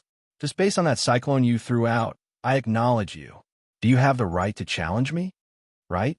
Shuehonghong frowned and smiled, her red skirt swaying in the wind. You seem to be mistaken. We weren't trying to gain your pitiful acknowledgement and qualifications. From the moment we stood here, our goal was to make sure you stay in the outer realms forever. This place will become your grave. Reddy was stunned by Shuehonghong's nonsense, but then she covered her face and laughed maniacally. Over the course of billions of years, too many people had said such things to him. He couldn't even remember how many times Shuehonghong had said such things to him. In the end, the people who chose a grave for it ended up choosing their own grave. Shuehonghong wasn't the first, and she definitely wouldn't be the last. Seriously, Reddy sighed and shook her head, looking at Shuehonghong's peerless beauty. To tell the truth, Reddy, who'd never been moved by any woman before, couldn't help but feel her heart skip a beat when she saw her. What a pity. Chapter 1843. This was a heartfelt sigh. He'd traveled across many plains, but he'd never seen a woman as charming as Shuehonghong. Everyone has a love for beauty. When he thought about how soon this woman, who'd moved his heart, would die at his hands, he couldn't help but feel a tinge of regret. Looking at those sharp eyes, it was impossible to see any signs of backing down. From the look in their eyes, it knew that they could only fight to the death. He swallowed back the comforting words he'd been about to say. He could tell from the look in her eyes that no matter what he said, there wouldn't be any results. Since that was the case, he might as well give her a quick death. In his eyes, Shui Honghong wasn't the strongest of the three sisters. Shui Momo, who didn't speak much, was the one he feared the most. He glanced at the destroyed tunnel. Rebuilding it would take a lot of time, and he had to hurry back to the God Race to report to the Divine Emperor. He didn't have time to waste on these troublesome girls. He couldn't hold back any longer. A gloomy sigh came from its mouth, but it resounded in all directions. From his sigh, it was clear how complicated his emotions were. There was even a hint of sorrow in his voice. This sorrow was for Shui Honghong. A beauty like her was about to leave this world. His heart was moved, and he feared that he'd never meet another person like her again. He felt pity for Shui Honghong's determination and lamented that she'd chosen to stand against him. If only forget it. He smiled bitterly. How could there be so many ifs in this world? The reality before him was that Shui Honghong had to die. He definitely wouldn't be the one to die. In that case, Shui Honghong had to die. Momo, it looks like he's getting serious, transmitted Shui Honghong with rapt attention. I know, Shui Momo replied emotionlessly as she extended her finger outwards. Through her palm, she sensed the trembling of the void's elements. The source of this trembling was in her direction. The surrounding space trembled slightly as well. If one looked closely, it would be almost impossible to detect. This was the message that the outer realm was sending to her. It was telling her how dangerous it was right now. Letting him accumulate power like this is very disadvantageous to us. Even though Shui Honghong hadn't shown any signs of weakness in her verbal confrontation, her heart wasn't as sharp as her words. They were the divine kings of the outer realm god race, and their strength was unfathomable. If it really was as simple as she'd said it could die just like that, even if Shui Honghong hadn't said anything, it would have died countless times over the years. Just now, she and Shui Momo had been watching the confrontation between it and Stark. I know, Shui Momo's voice was still as calm as ever. They naturally couldn't allow it to build up its power. At this time, they needed to interrupt his accumulation of power and disrupt his aura. After personally witnessing the clash between the two, Shui Momo knew just how terrifying it would be if it was given enough time to build up its strength. But if he went over openly, it would definitely be alerted. Their attacks had to be sudden and unexpected, catching it off guard. Mo and Hong Hong inexplicably looked at each other in unison. Then, they both turned to look at Bei Bei at practically the same time. Bei Bei stuck out his tongue as he stared blankly at his two older sisters. Big sister Hong Hong, big sister Mo, what's wrong? Bei Bei's eyes widened, blinking back and forth in confusion. When Hong Hong and Mo heard this, they smiled. Mo even reached out and patted Bei Bei on the head. Bei Bei, do you remember that game your sisters used to play with you? A game. Before Bei Bei was 5, Hong Hong and Mo were both in the clan. At the time, the three of them played many games. How could she know which game Mo was referring to? The game of jumping through the door and hitting Daddy's head. I remember. Bei Bei instantly smiled and nodded vigorously. At the time, Shui Honghong and Mo were still in the clan, and Bei Bei was just a 4-year-old kid. Their favorite game was jumping through the door, which was actually just to tease the dignified Ocean Emperor. Mo and Hong Hong, who had already grasped some spatial Tao, opened the door. Bei Bei passed through these doors, suddenly appearing next to the Ocean Emperor and hitting him on the head. In fact, Hong Hong and Mo's understanding of the Tao of space was very shallow at that time. The Ocean Emperor, who was an imperial lord, could easily see through their little tricks, but he never did that. He would always put down his status and play with them for a while. This was also Bei Bei's favorite game. Every time he played, the entire without embroiling city would echo with his childish laughter. However, after a few years, Hong Hong's bloodline power couldn't be activated, so she went to the lower lands. Mo also went to the academy to study, leaving Hong Hong alone in the clan. She never played this game again. When he thought of this, Bei Bei's little face darkened. What a pity, I never played it again. Then do you want to play again? Shui Mo patted Bei Bei's little head. Bei Bei's eyes immediately lit up. Of course I do, but I don't think Daddy is in the mood to play with us right now. Bei Bei was still young, and his temperament wasn't very mature yet. However, she had learned a little about some of the things that had happened in the new era. In particular, the Ocean Emperor held meetings almost every day. Occasionally, she would see him talking to the clan elders, his face full of exhaustion. Even Bei Bei, who wanted to find the Ocean Emperor, had to leave quietly. She didn't want her willfulness and mischief to make her father even more tired. Who said I wanted to play with Daddy? Shui Mo pouted at him. Don't you have a ready-made target to play with? Him? Bei Bei was full of disgust. I don't want to play with him. My silly little sister. Who said you could play with him? Shui Hong couldn't help but shake her head. We wanted you to. Hong's detailed plan appeared in Bei Bei's mind. Bei Bei blinked as he listened to everything, then nodded in understanding. He placed his hands on his waist proudly and nodded repeatedly. So that's how it is. Chapter 1844. Up in the void, he didn't say a word. He silently tapped his forehead with his index finger, then lowered his head and closed his eyes. This silence seemed to possess some sort of magical power, causing everything in the void to fall silent. There was no wind, no light. The radiance of the Godhead above his head receded, and his aura became more restrained as he pointed at the center of his brows. Even though he didn't release any divine power, the elements in the void scrambled to flee. Hey, Duck, stop pretending to be so profound. Eat Big Sister Bei Bei's fist. Shui Bei Bei's tender voice broke the silence of the foreign lands. She swung her little fist at its head. His eyes remained closed, as if he'd expected Bei Bei to attack.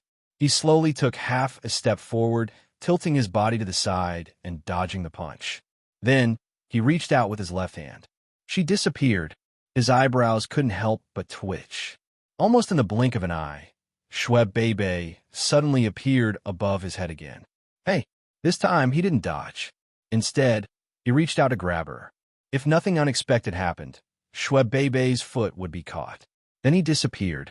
After that, Shui Bei Bei continued to appear around him, interfering with his movements. Ha! With a chuckle, her closed eyes slowly opened. Hands clasped behind his back, he dodged Shui Bei Bei's sudden attacks. He sensed the ripples of space around him, then glanced at Shui Hong and Shui Momo. Interesting. This sort of trick was nothing in his eyes. No matter how suddenly Shui Bei Bei approached him, he simply stood a square meter away from him and shuffled back and forth. Shui Bei Bei didn't even manage to touch the hem of his clothes. How infuriating! Bei Bei, who was shuttling through space, was so angry that he gritted his teeth. They were the ones who wanted to bully him, but from the looks of it, he was like a clown who was being teased. Bei Bei wanted to punch him, but his eyes flashed with anger. Bei Bei, you can't. Shui Hong screamed. Although Bei Bei's attacks hadn't managed to hit him, she'd already accomplished her mission. They wanted to use this method to disrupt Bei Bei's accumulation of power. Then, they would be able to find a weak point in his defense while he was dodging Bei Bei's attacks and deal a fatal blow.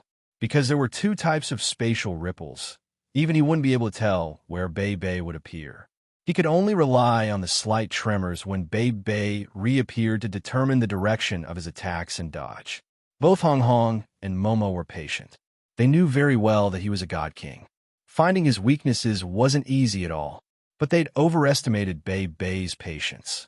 Or perhaps they'd forgotten that she was still a child. Bei Bei was already a little unhappy that he hadn't been able to hit it after so many attacks. This was especially so when he saw how easily he had dodged her every attack.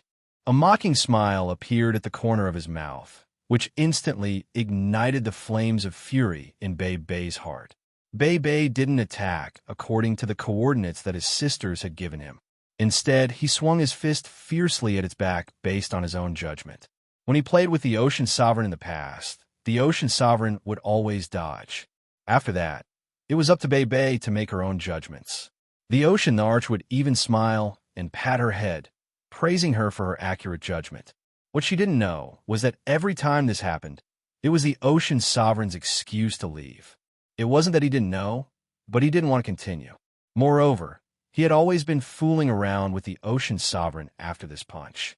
Right now, they were facing its mother, which was definitely not a game that could be ended with a single punch. If she deviated from her coordinates, Hong Hong and Momo would not be able to open the spatial door beside her in time. Their cooperation would also be disrupted. But Bebe didn't think that much. What she wanted was to give the male duck pa. The punch that Bebe swung was caught firmly. The heavy blow to the back of Bebe's head did not appear. Instead, Bebe was greeted with a face full of smiles and a tightly clenched fist. Little guy, you're much cuter when you're asleep than you are now. Bebe, Hong Hong, and Momo both tried their best to open the spatial door and snatch Bebe back. However, after their positions were disrupted, their spatial door's coordinates were also messed up. Two completely different spatial powers collided, and the two of them spat out a mouthful of blood at the same time. He squinted his eyes as he grabbed Bebe. He stomped heavily in the air, and all the spatial gates around him shattered. The shattered spatial doors naturally caused them more damage, and they spat out another mouthful of blood. Sister, Bebe was anxious. She punched and kicked at Bebe's head. He didn't expect it to grow another 2 arms, which gripped Bebe's forelimbs tightly. Let go of me. Bebe was a little anxious after being grabbed. She regretted her recklessness. She twisted her body with all her might, trying to break free from Bebe's grasp. However, Bebe's hands were like iron pincers that held her down. I don't like disobedient children. I don't need you to like me. Let go of me. Bebe bit her lip with all her might. A cold light flashed in Bebe's eyes. She snorted and pulled Bebe down. Her right hand gripped Bebe's neck tightly. Male duck, you're the one who said that, right? A sinister smile appeared at the corner of its eyes. Bebe subconsciously felt a chill down his spine when he saw this smile. Her heart was filled with fear. She opened her mouth, but seemed to have lost the ability to speak. She couldn't say a single word. Let go of Bebe. Shuanghong took a few steps forward, her lips still stained with blood. Bebe glanced in her direction. Red blood. If I'm not wrong, you should already be concentrating. Why is the blood flowing through your body still red? That's none of your business. I'm telling you to let go of Bebe. Shuanghong shouted angrily. Bebe didn't like her threatening tone at all. After all, he was the one with the advantage. Why would Shuanghong threaten him? Who do you think you're talking to? Huh? Bebe's eyes turned cold. She tightened her grip around Bebe's neck. Bebe's face turned red as he was being strangled, and his pink tongue involuntarily stuck out of his mouth. You think you can challenge me with just a few of you? Do you think you can provoke the God King just because you want to? Suddenly, the temperature outside plummeted. Chapter 1845. How could there be snow in the outworld? This place did not have an atmosphere like the plane, where there would be seasonal and temperature changes. This was the outworld, a land of nothingness. Snow was something that could not possibly happen. The outworld gods behind it looked up at the nothingness above their heads as crystal-clear snowflakes slowly fell from above. They reached out their hands, and the falling snow fell into their hands.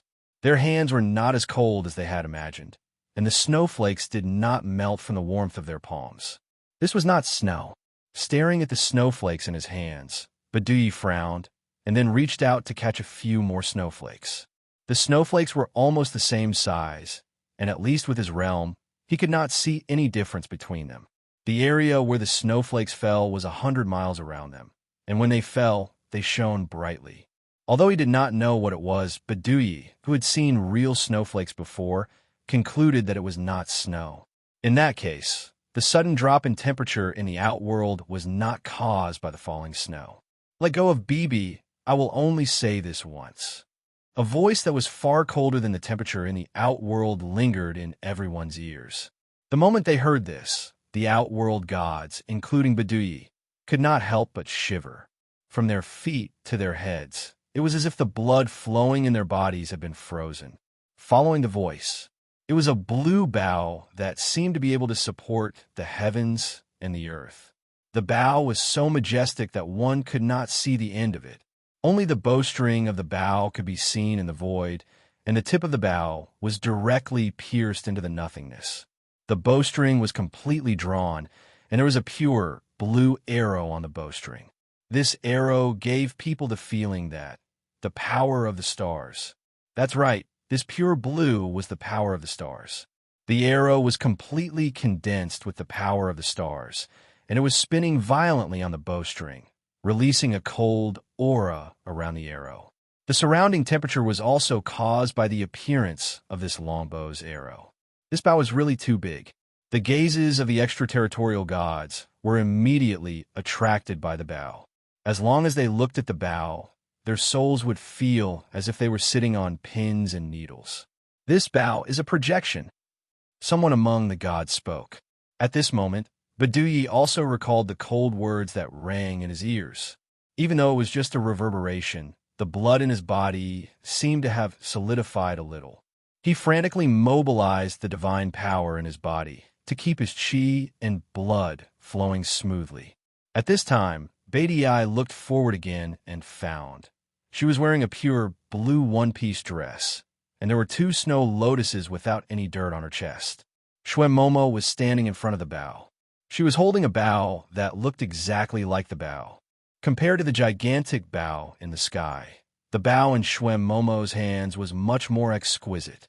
However, what was similar was that there was also an arrow condensed from the power of the stars revolving on the bowstring on this exquisite bow. The bow was fully drawn, and the arrow was aimed at the center of its brows. This bow was very dangerous. Her eyelids twitched violently, and her scalp went numb. The arrow pointed at his forehead seemed capable of taking his life at any moment, and the godhood above his head began to wail mournfully. His divine spark, which had undergone its second round of concentration, was afraid. It seemed like it wanted to hide in between its eyebrows, but it was afraid that the arrow would destroy it after it was released. It was extremely anxious, and could only anxiously sway back and forth above her head. Her divine spark stared at Shwe Momo. If he wasn't mistaken, Shwe Momo's dress was a starry robe. Her long dress was completely condensed from the power of the stars. This could be seen from the hem of her dress, because the power of the stars would leak out from the hem of her dress from time to time. No wonder he'd always felt that Shwe Momo was his greatest threat. She was actually a lord of the stars. However, ordinary stars couldn't exert such intense pressure on him, much less cause his heart and godhood to tremble like this. It wasn't as if he'd never come into contact with the 4 great auxiliary stars. None of them posed any threat to him. Only the first era's lord of the stars. Only the ruler of the stars, the Emperor Star's starlight, could make him feel this way. However, if he examined it carefully, Shwe Momo's starlight seemed a bit inferior to the Emperor's stars. It was a bit similar, but also a bit different. He couldn't explain this feeling, but he was certain that Shwe Momo wasn't the Emperor's star. He'd already seen the 3rd era's Emperor's star with his own eyes. That person was none other than Yi Zichen. No wonder I sensed something strange about the 3 of you just now. So it's because you're the Lord of the Stars. You 3 sisters are very special as well. One condensed the star, yet the 3 of you can share it. Truly miraculous. Her divine spark feigned a relaxed smile. When she heard that, Shwe Momo said nothing. She gently drew her bow, then pulled the bowstring even tighter. She'd only say it once. Her divine spark recalled what Shwe Momo had said, and she really did it. She didn't waste any more words. To her, the bow in her hands was worth more than 1,000 words. Are you threatening me? Do you really think I'm afraid of you? You're absolutely not the Emperor's star. So long as you're not, I have no need to take you seriously. Your bow looks frightening, but I'm afraid it's most likely just a paper tiger. You might look intimidating, but your inner strength isn't as terrifying as it seems. She pulled the bowstring even tighter. Shwe Momo drew it with her right hand, then closed one of her eyes. Do you dare? I'm certain that the instant you release the arrow, you'd end that girl's life. Don't doubt me. Right now, strangling her to death is as easy as crushing an ant. Do you dare to fight with me? Your arrows can kill me, but I can strangle her to death. Let her follow you forever. Her expression didn't change at all. As her divine spark spoke, Momo's legs bent slightly. He straightened his waist as if he was in a horse stance, and one of the fingers on the bowstring moved away from it. Just as she'd said, she'd only say it once. I won't. Her divine spark wanted to say something else, but just like before, her voice grew weaker and weaker. Beads of sweat dripped down her forehead, through her eyes, across the bridge of her nose, and onto the tip of her nose. Her hand, which was holding on to Shweb Bebe, was covered in a thin layer of sweat. Her grip gradually weakened. Did she really dare to make the same bet he'd made before? Of course not. That arrow was a threat to her life. No matter how he thought about it, it wasn't worth it to trade his life for Shweb Bebe's. Let go. The instant she let go, Shui Honghong used spatial power to pull her back to her side. When she saw the fingerprints on Shweb Bebe's tender neck, Shui Honghong's heart ached. She hit Bibi twice. Don't ever mess around like this again, got it? Bibi bit her lip in pain and nodded vigorously. She knew she'd caused trouble for her sisters, and she also knew that Honghong had hit her because she was being willful. At the same time, her divine spark raised her hands at Shwem Momo, then smiled bitterly in surrender. Fine, you win. I'll return your little sister to you in exchange. Exchange? Who said anything about an exchange? Suddenly, Shwem Momo's last finger was released from the bowstring. The arrow condensed from the power of the stars was instantly shot out. Chapter 1846. The arrow was released. The moment the arrow left the bowstring, the bow in Shwem Momo's hands vanished as well. The image of a giant bow behind her did the same. As soon as the arrow left the bowstring, the heaven-piercing bow dissolved into motes of starlight and dissipated into the void. The azure star arrow led the way. He didn't feel any threat from this arrow. The true threat came from behind it. The arrow was more than 10 meters long. It was like a river of stars, and wherever it passed, cold winds kicked up. The floating rocks and wandering corpses were enveloped in a layer of frost. The void was completely torn apart like a bag that had been cut open. A piercingly cold wind blew into outer space from the crack.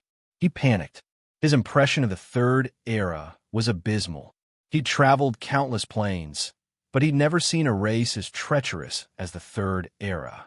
Yi Zichen had used his goodwill to trick him into letting the purgatory flame demons restrain him. Now, after he'd released Bebe, Momo had gone back on her word and released the arrow. Little did he know, he didn't know. War was the path of deception. These were the words left behind by the ancestors. Yi Zichen was merely using them to his advantage. Before his scheme succeeded, he'd put himself in danger. He'd willingly jumped down. He couldn't blame Yi Zichen for his treachery. As for Shwem Momo, there was no need to even mention it. From start to finish, she'd only said one thing. She'd never once hinted that, so long as he released Bebe, she'd take back her arrow. All of this was just wishful thinking on his part. He had no one to blame but himself. Seeing that the arrow was getting closer and closer to it, its eyelids were twitching so much that it couldn't really calm down. The divine spark above his head even more so abandoned him, leaving a range of 100 meters from his body, fleeing outwards. As he hovered in midair, his mind raced, searching for defensive techniques he could use. None. In his memories and calculations, he actually couldn't find a move that could block that starlight arrow. Run. Where there's life, there's hope. There was no shame in running away in this sort of situation. If anyone of the God realm were in his place, they wouldn't be able to resist that arrow at all.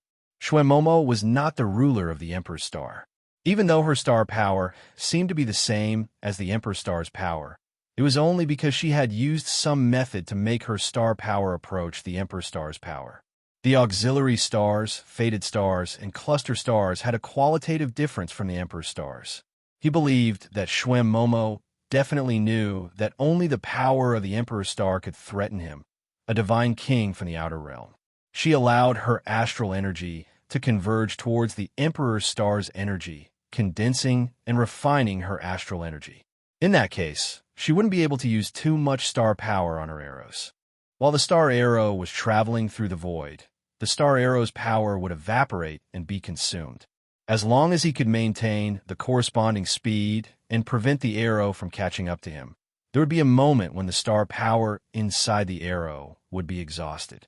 The burden on Momo's body would definitely be huge.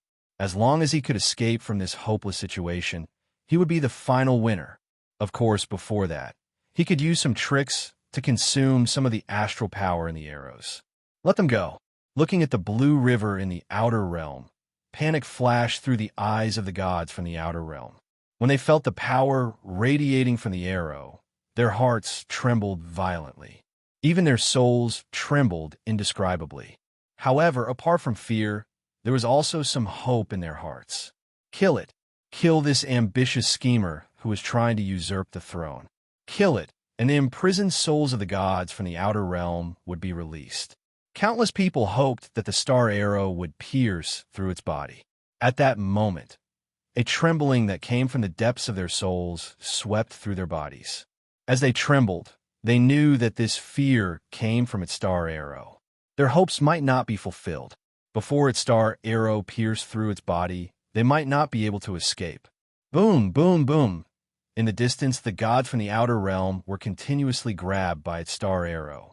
After being tossed to the location of the arrow, it controlled their souls to self-destruct. A huge explosion resounded through the void outside the epic. Unfortunately, the self-destruction of the gods did not affect the star arrow in the slightest.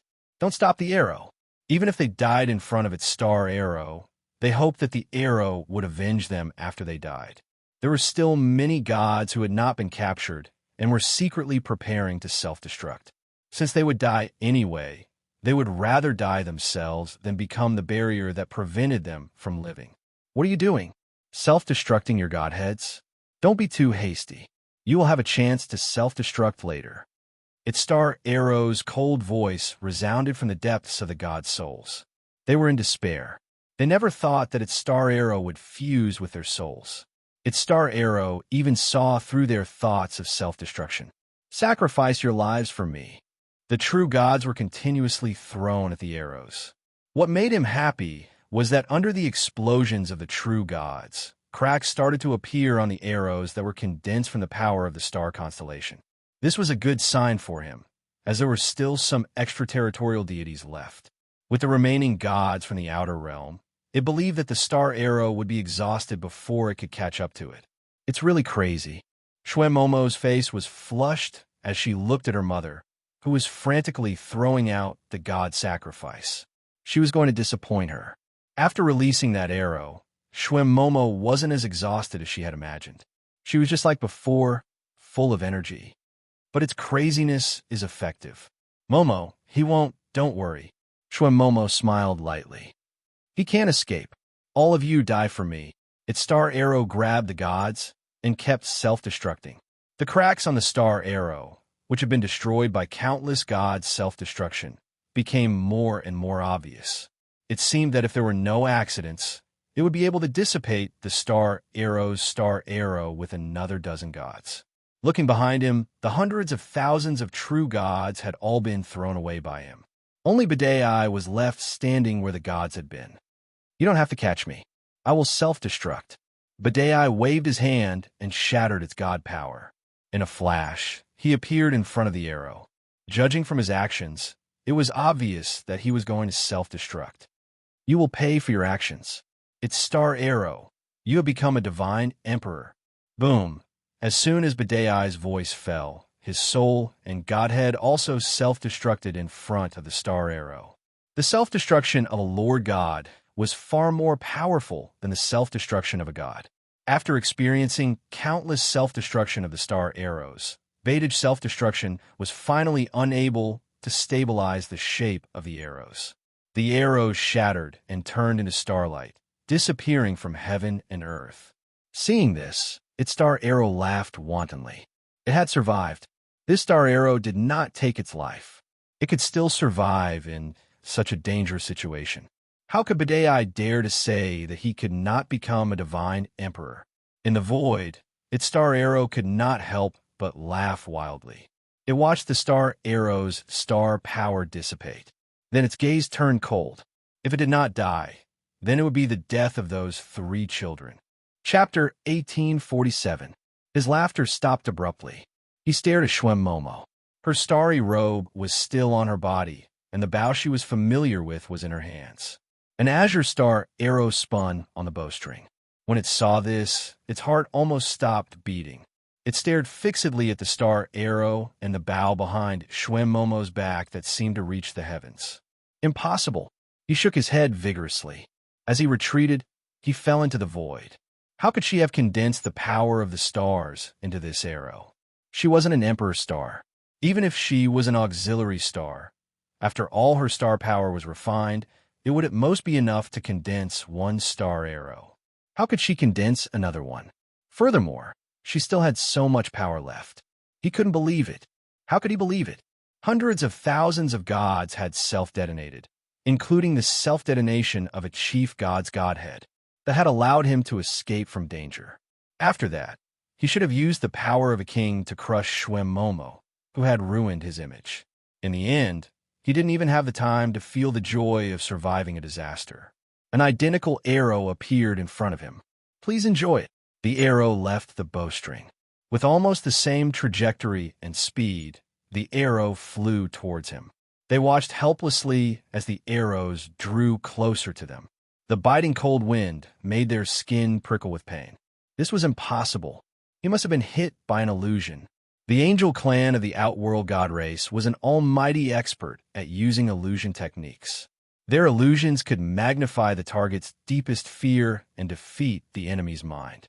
He must have fallen into an illusion. There should be a master of illusion among those girls. When he had just escaped from the star arrow and was immersed in the joy of surviving a disaster, he fell into the trap. Actually, Shwem Momo, who had released between stars, had already exhausted her star power. She couldn't release a second one, right? That's it. Sitting in the void, it kept hinting to itself, but it did not know that it had forgotten that even for the angel clan of the Outer Realm Protoss, the target of the illusion technique could only be successfully cast on someone of the same realm or weaker. He was a divine monarch. Aside from the transcending Star-Lord, who else in this era could truly be on par with him? You want to deceive me with this level of illusion? Watch me break this illusion of yours. It suddenly stood up from the void. This time, not only did it not escape, it did not even put up a defensive posture. Instead, it charged straight towards the star arrow. Is there something wrong with this male duck's brain? BB, whose hand was being held by Reddy, blinked his eyes. In the beginning, he had seen the arrow run away so quickly. This time, it was the same arrow again, and it was actually rushing towards it. You said that it was an illusion, but it was clearly the real thing. Yeah, if there's nothing wrong with his brain, how could he do that? Reddy pursed its lips and smiled. Shwem Momo also smiled and shrugged as she watched Reddy close the distance between itself and the arrow. That's good too. It saved me the trouble of shooting him a third time. To be honest, using this kind of spiritual technique really consumes a lot of star radiance. I'm not an Imperial star, so I can't recover my star radiance. However, every time I use it, it's a little less. Seeing her younger sister smile, Hong Hong couldn't help but smile as well. Because of the awakening of her bloodline power, she had always been in seclusion within the clan. Even so, she knew that Mo's bloodline power had been destroyed and that she was seriously injured and unconscious. As her older sister, she was very worried, but there was nothing she could do. Fortunately, Mo had woken up. After waking up, she was even stronger than her older sister. Hong Hong was happy for her from the bottom of her heart. Mo, what's wrong, big sister Hong Hong? Shwem Momo raised her eyebrows. Who do you think the Hermit Emperor is? You told me before that the Hermit Emperor gave you your Imperial Star Radiance and Celestial Fate, right? He's not an Imperial Star, so how could he give you these things? Hong Hong asked. I don't know. Mo froze for a moment, then shook her head. Shwem Momo was still unconscious when the god race used her as a means to threaten the Ocean Emperor and the others. While Reddy was arguing with Stack, the Hermit Emperor's thought body appeared in her mind, telling her that he was going to give her treasure.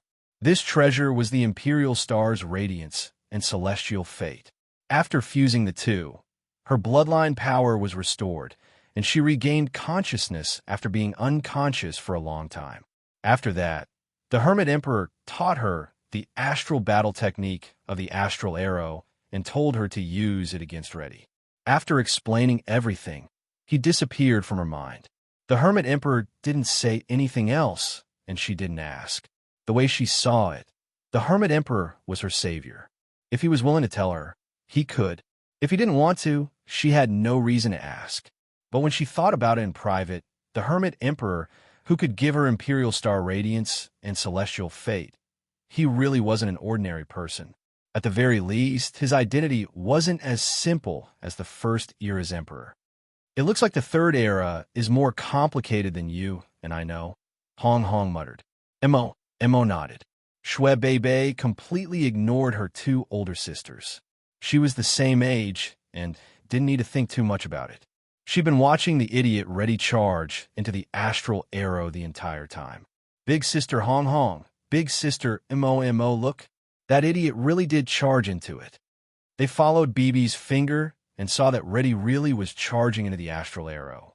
It didn't use any defensive measures, just its physical body.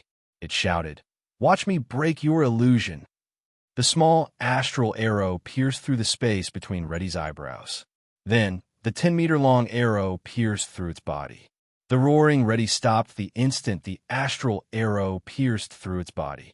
A trickle of blood slowly slid down its forehead. Then, it stared blankly ahead. "Watch me." Golden blood flowed from its body as it knelt on the ground, clutching its chest and muttering the same words, until countless bloody holes appeared on his body. From a perspective of Shuem Momo and the others, he looked like a sieve with countless holes in his kneeling position. How pitiful. She'd always disliked it, calling it a male duck.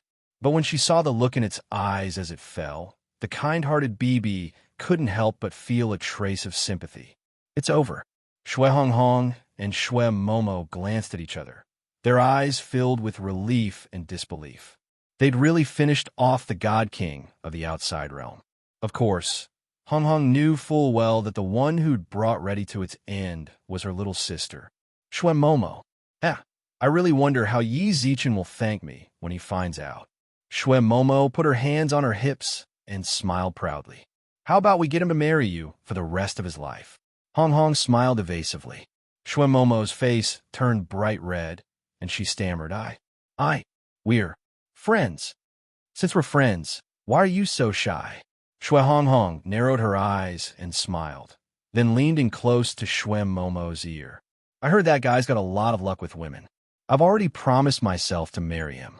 If you marry him on your own, I'm afraid you'll be bullied by his daughters. Do you want to see me suffer?"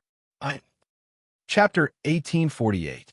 A bloody hand slapped Shui Hong Hong and Shui Momo's shoulders. The pungent smell of blood and the low, hoarse moan made the two of them gulp involuntarily, and their bodies stiffened. "Why aren't you saying anything? Did I ruin your mood?" His mother, the one standing behind them, was his mother. He looked at the place where it had just knelt on the ground.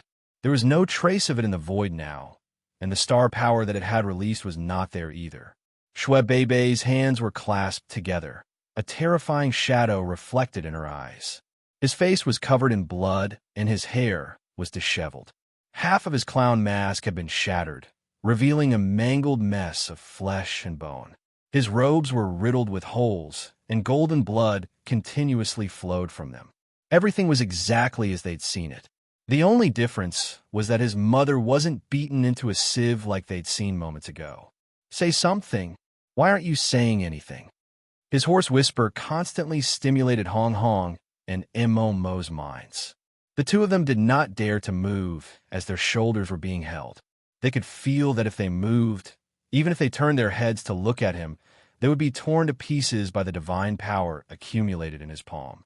He actually still had so much divine power left. Let go of Big Sister Hong Hong and Big Sister Mo, Shui Bei clenched her fists and walked over, trembling with each step. She slammed her soft fists into his body. After all, when he'd captured her through the spatial gate, he'd left a mark of fear in her heart. She knew that when she looked into his eyes and sensed his aura, she couldn't help but feel fear. When she saw Shui Hong Hong and Shui Momo being captured, she suppressed the fear in her heart and walked over resolutely. She swung her fists at him. "Get out of my way." He kicked Shue Bebe away. Crimson blood dripped from the corner of her mouth. He stared into her eyes. The mark of fear in her soul had been activated. Shue Bebe stared blankly ahead, but the struggle in her heart was clear on her face. She was doing everything she could to resist. "Looks like I haven't left a deep enough mark on your soul." She glared fiercely at Bebe again. This time, Bebe's eyes lost their original color. As if she had experienced the baptism of purgatory, she covered her head with her hands and shouted loudly, "Bebe, don't worry about that little girl. I just gave her a pleasant dream." Shui Hong Hong and Shui Momo heard its hoarse whisper again. "At most, there are many abyssal demons there, and everything that the little girl fears the most in the depths of her heart is endlessly magnified. I believe that in this dream, she will enjoy the pleasure that I want to bring her. As for you," its fingers, resting on their shoulders, gently stroked their cheeks. "Do you want to continue the topic from before? I'm not as unfriendly as you all, not giving me any time at all, and only thinking about my death." Shui Momo understood. From its words just now, she finally understood why it, who was supposed to be dead, appeared here again. It didn't mean that it hadn't died after being beaten into a sieve, but, in fact, what they saw was a dream that it had fabricated for them. It was an expert in illusions. "You know illusions?" Shui Momo stared straight ahead, her body tense. "Hey, you're pretty smart." It grabbed Shui Momo's shoulder and gently twisted its waist. Crunching sounds came from its waist. Shui Momo, who didn't even dare release her divine sense, held her breath and tensed her body. Then she heard its raspy laughter. "That's right. From the moment you released your second starlight arrow, I gave you a dream ahead of time. In this dream, what I wanted you to see from the very beginning was that I would effortlessly shatter your star arrow. But after thinking about it, I still let you see me die. That way, you'll relax your guard more easily, and it'll be easier for me to attack. As expected of a divine monarch from the outer realms. You're so comprehensive." Shui Momo sighed in admiration. "In other words, I released my second starlight arrow, right? Don't you know whether you released it or not?" It retorted. "Because even now, I don't know if I'm still in a dream. I really can't make a judgment, so I can only ask you to tell me.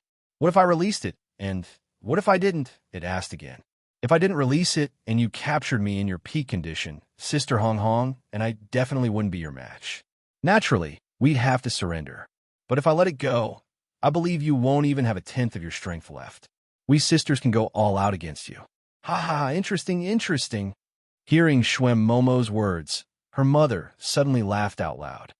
"Do you clansmen like to communicate with others in such a frank manner?" "Isn't it good to be frank?" asked Shui Momo. "Good. I especially like your frank manner.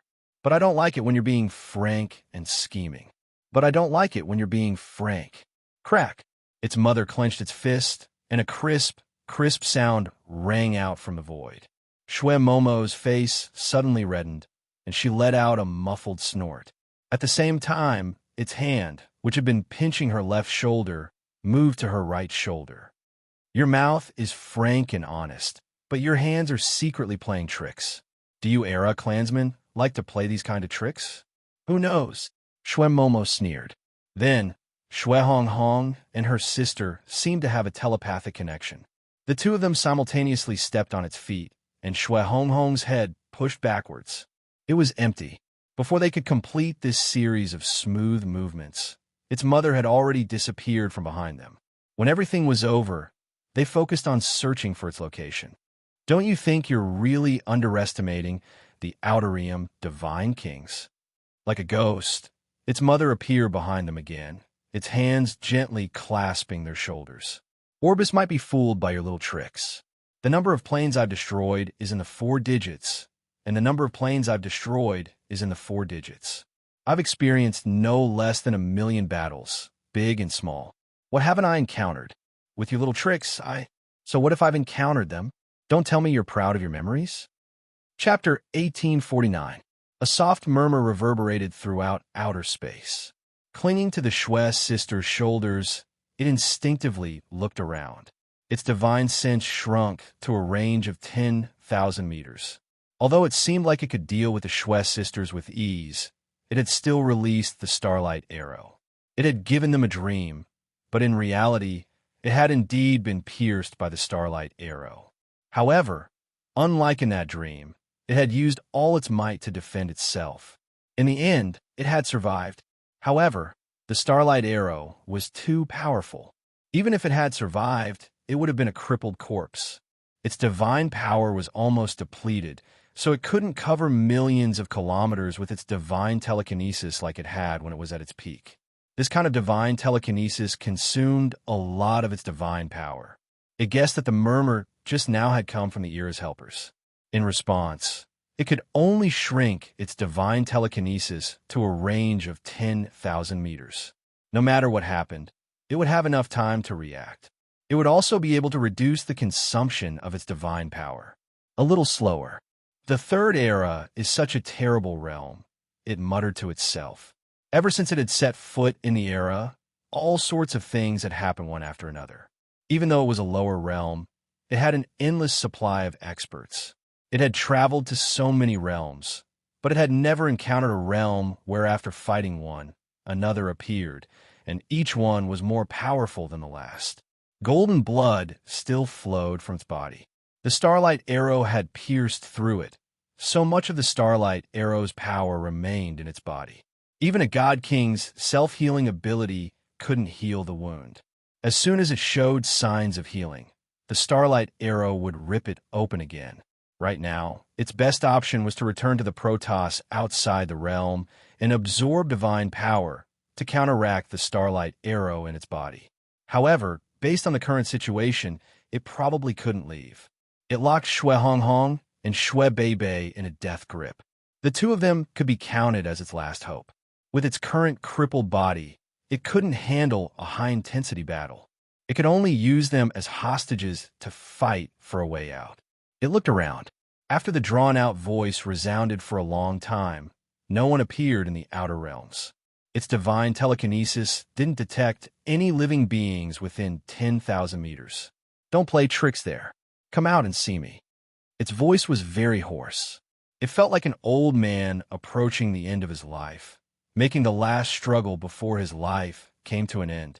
In fact, it was not a problem for him as he was nearing the end of his life. The star arrow had greatly consumed his divine power, and the remaining divine power was barely enough to sustain his daily consumption. If he continued to delay here, when his divine power was exhausted, only death would await him. Gravel floated in the air, and the thick smell of blood lingered for a long time.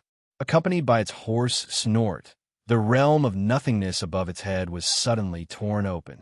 A cold-looking man in a white robe and an old man with white hair and a ruddy complexion walked out from within. The white-robed man walked out of the crack and landed 100 meters away from them. He just stood there, saying nothing, smiling faintly. That smile seemed to have a magical power that made people intoxicated and unable to extricate themselves. No, it was not his smile. It should be his black, gem-like eyes. It was pitch black and bottomless, and the wrinkles at the corner of his eyes added a sense of vicissitudes to his appearance. This was a man with a story. He'd chosen his landing spot carefully. 100 meters was the most suitable distance for him to get close to the white-robed man without making the latter refuse. The old man didn't say a word. He simply stood by the man's side and smiled benevolently. "It's you." As the man landed, the white-robed man's fury burst forth uncontrollably. The broken stones in the void seemed to have sensed its wrath and wanted to leave its range. However, a cyclone condensed in the void and turned into tornadoes that circled in the void. The biting wind caused the white-robed man's robes to flap wildly. The tie at the end of his hair fell off, and his carefully combed hair was disheveled. Shui Honghong and Shui Beibei, who'd been captured by the white-robed man, were visibly shocked. Yi Zichen, the man before them, looked at least 90% like Yi Zichen. However, compared to the Yi Zichen in their memories, this man seemed far more mature and weathered. Was this really him? They hadn't seen him for a while, but he'd already become like this. "Behave yourself for this seat." The white-robed man's appearance caused the Shuai sisters' emotions to waver. Their movements grew more intense. The white-robed man shouted viciously, then pressed his palms down on their shoulders. "You nearly scare me off. Your aura is a bit different from his. You should be grateful for my keen senses. If I hadn't sensed it, you might have become that person's scapegoat. Tell me, who are you? Are you his cousin?" The white-robed man smiled and shook his head, then shrugged. "In truth, I can be considered him. I trust you have some understanding of parallel planes, right? I am Gu Zichin of the Third Era's parallel plane. I'm also the Emperor Star of that plane. I've interacted with you in the past." Parallel planes. The white-robed man, who'd passed through many planes, had some understanding of them. He'd once thought about going to a parallel plane to take a look, but there seemed to be an uncrossable river between them.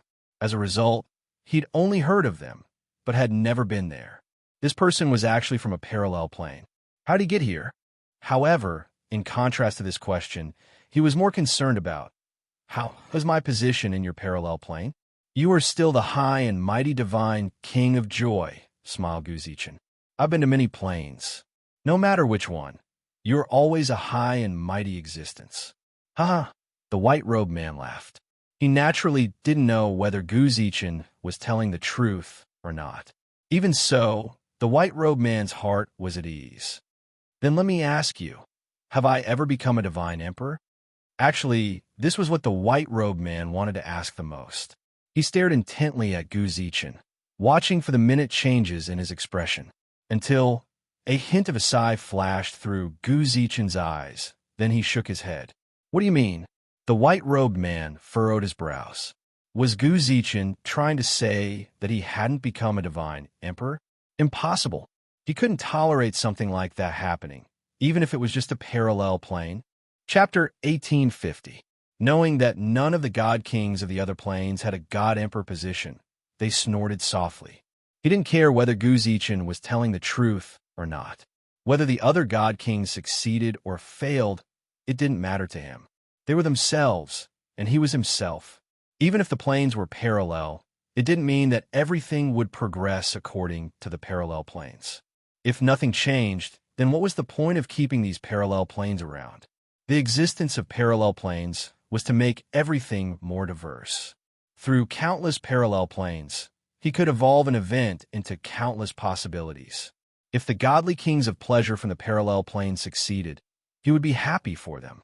They would have fulfilled their long-cherished wishes and would have more confidence in becoming godly emperors.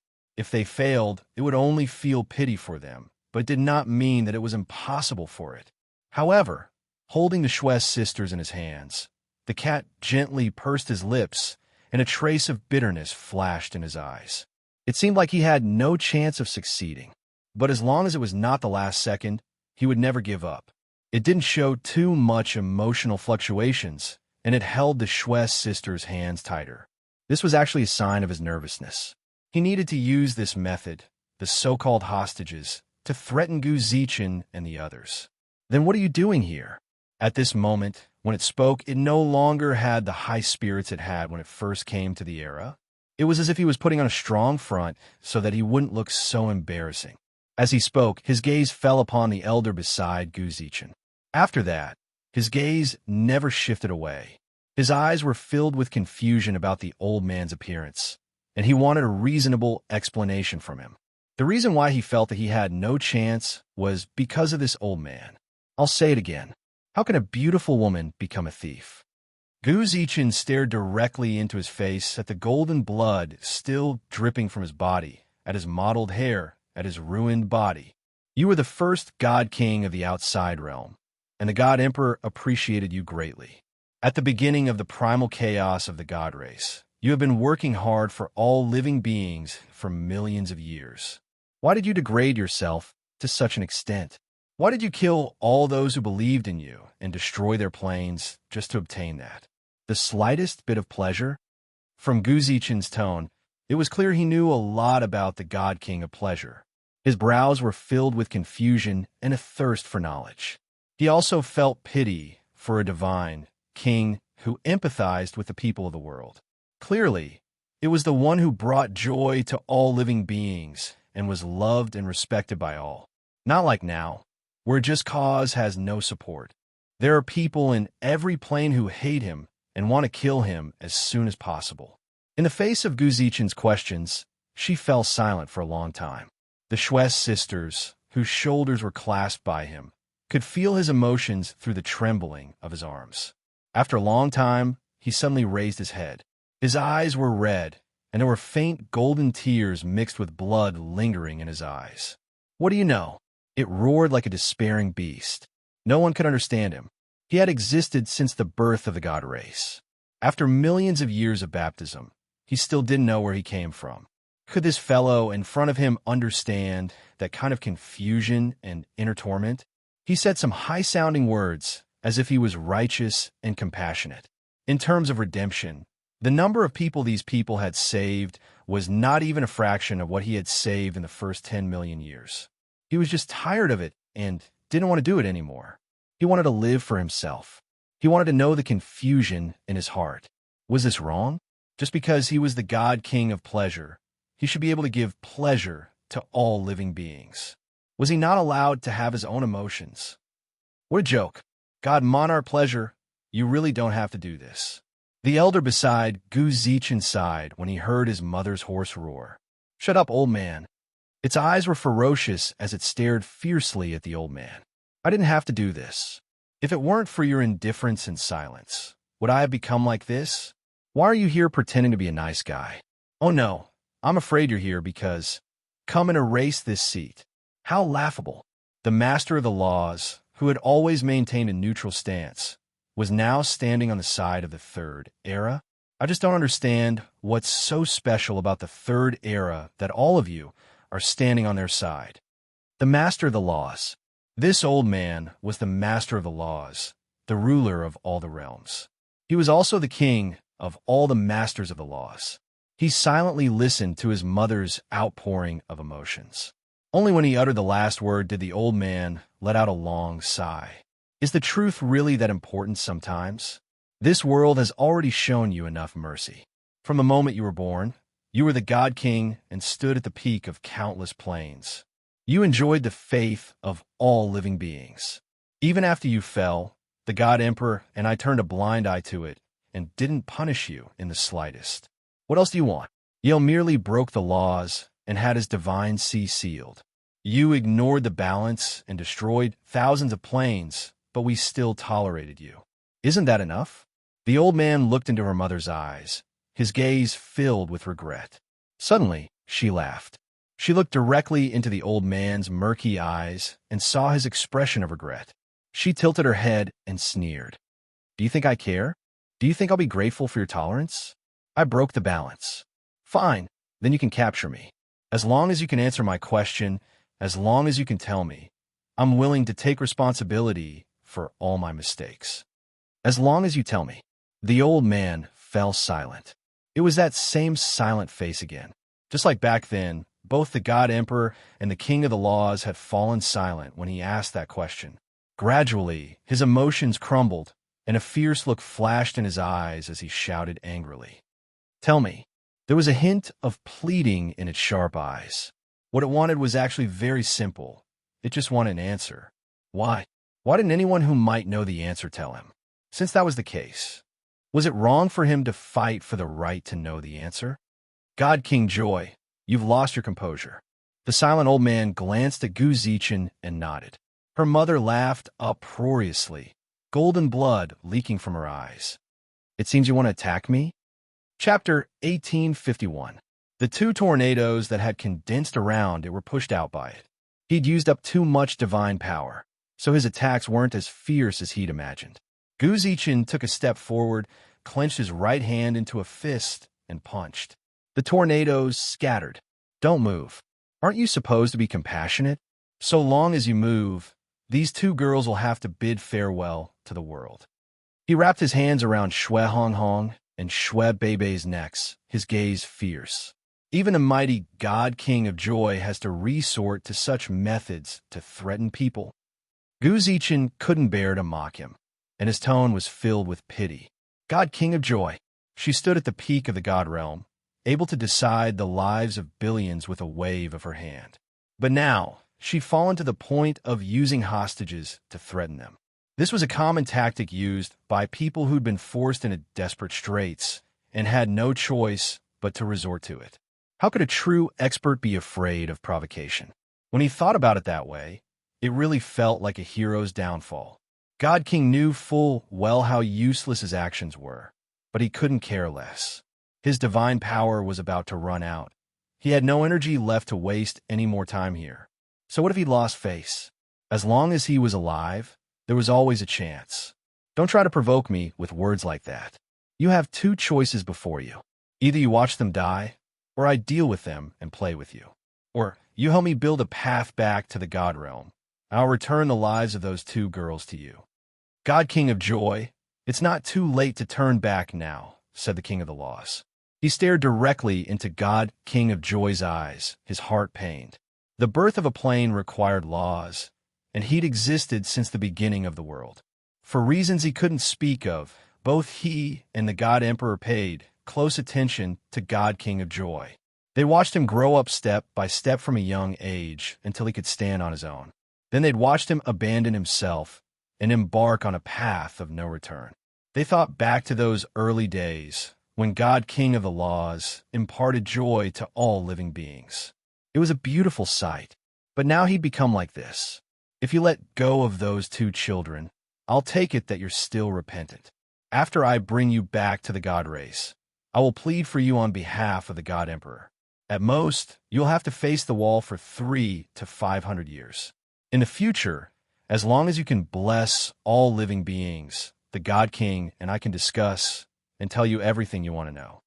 Don't talk nonsense. Either you tell me now, or they both die. The cat tightened its grip, and the Shwe sisters, who were strangled, struggled less. Seeing this, Gu Zichen knit his brows and warned the King of the Laws. Senior, we cannot wait any longer. The monarch of the laws didn't say anything. She continued to look into her mother's eyes, as if she was still fighting for the last chance. Her mother did not avoid his gaze. Their eyes met. He sighed sadly. The old man withdrew his gaze and shook his head helplessly. For some reason, a green vine suddenly grew out of the outer space and wrapped around his entire body from his feet. The vines continued to tighten, making it impossible for the king's arms to maintain their strength. His hands around the Shwe sisters' necks loosened involuntarily. Gu Zichen instantly flew over and took the three sisters into his arms. Shwe Bei and Shwe Hong didn't pay too much attention to their own situation. They just stared nervously at Bibi. The dream they'd sent her off hadn't ended yet. Bibi's tender face was contorted in pain. He clutched his head with his fair hands and rolled back and forth uncontrollably. Break! Gu Zichen formed a hand seal, then suddenly tapped Bibi's forehead. Shwe Hong and Shwe Hong watched as a ray of golden light shot from Gu Zichen's finger into Bibi's forehead. Don't worry. It shouldn't be long before Bibi wakes up. He gently patted Bibi's head. Before she could even express her gratitude, she froze. You know, Bibi? Of course. I don't just know Bibi. I know you too. Don't forget, I'm from a parallel plane. Everything there's the same as here, whether it's people or things. As he spoke, Gu Zichen's mood seemed downcast, and the light in his eyes dimmed. When Shwe Hong and Shwe Momo saw this, they didn't understand why he'd suddenly become so emotional. However, when they saw the light in his eyes, they couldn't help but feel sad. How could he not be sad? In Gu Zichen's previous plane, Shwe Momo, Hong, and Bibi all existed. However, after the plane was destroyed, they no longer existed. Now that he'd come to this plane and seen so many familiar faces, how could Gu Zichen's memories not be stirred up? When he thought back to everything that had happened in his previous plane, he couldn't help but feel sad. Gu Zichen looked up into the void. He didn't know why his eyes were so wet just now. He raised his head and did his best to stabilize his emotions. After a while, he lowered his head and smiled. Old people just love to reminisce. I'm sorry, I lost control of myself just now. Shwe Hong and Shwe Momo were stunned. This person who said he came from a parallel plane was really strange. He didn't look that old, did he? How could he call them old? Furthermore, Although this person looked very similar to Yi Zichen, he really wasn't the Yi Zichen of this plane. Although the Yi Zichen of this plane sometimes showed his emotions on his face, when faced with pressure or memories that stirred his heart, he usually kept it to himself. He wouldn't show it on his face like other people. When they saw him, he always smiled. This Gu Zichen, perhaps there really were some things in his heart that he couldn't control his emotions. Han Hong didn't dwell on Gu Zichen's identity or behavior. She simply hugged Bibi. Gu Zichen's method had worked. Although Bibi didn't wake up, at least he no longer looked as pained as before. At the same time, she looked at the king of the laws. Will that old man be all right? Do you need her help? Shui Momo nodded, and her bow reappeared in her hands. Given my starlight, I should be able to fire 1 or 2 more arrows. No need. Gu Zichen smiled and shook his head. You'd best use your starlight sparingly. In the future, you might need more arrows. You don't need to worry about the king of the laws. His fate is already set in stone. Of course, that's assuming the king of the laws can harden his heart. Harden his heart. The king of the laws is kind to the king of the laws. Otherwise, he wouldn't have just used a single vine to trap him. I find it strange that you mentioned the vine. Why would a plant-type Dao technique appear here?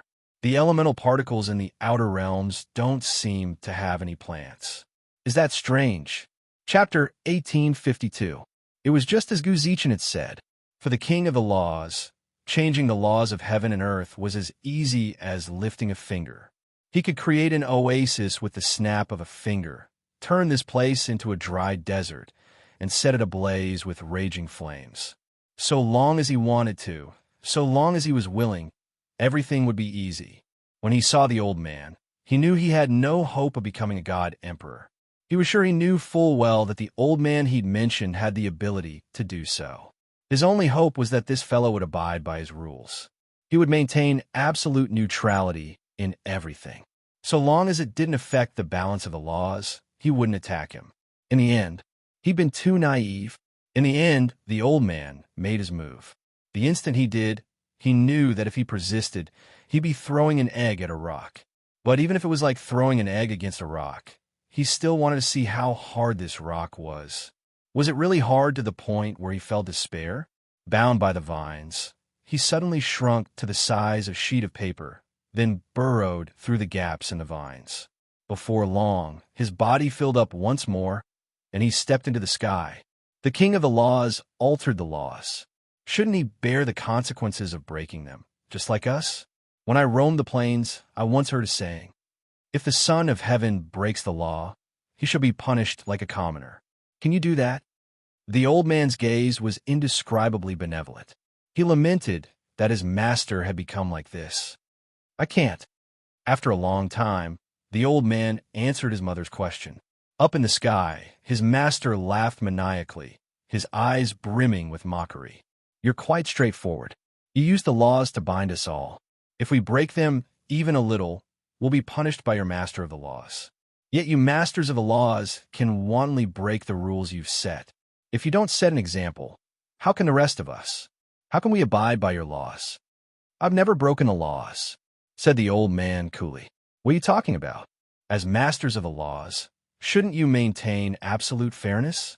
You treat all living beings with a balanced heart, maintain neutrality, and don't show any special favor to any race? That's right, but what are you doing now?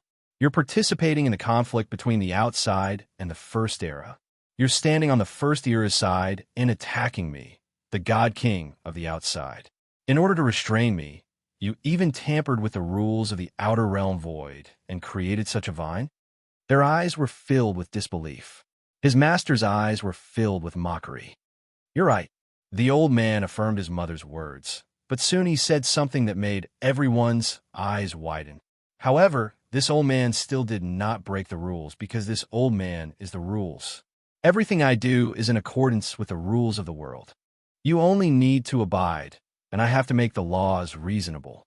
Just now, I felt that what I did was reasonable, so I did it. You just need to accept it. Master, Shui Mo couldn't help but stand of his gaze.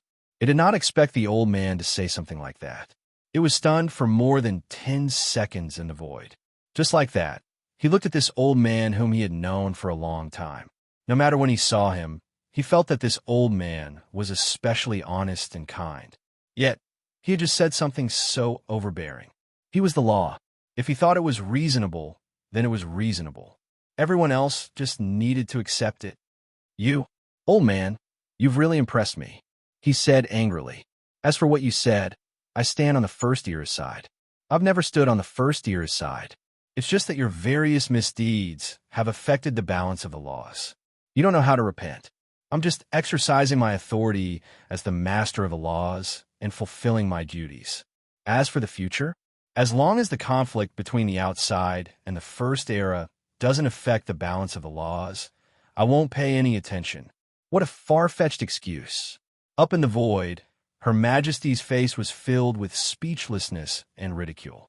Anyone could tell that the King of the Laws was twisting words and forcing logic from his mouth. He could have admitted that he was leaning towards the first era. He was the law, the King of Heaven, the Big Brother. You're not willing to endure it. But he didn't say that.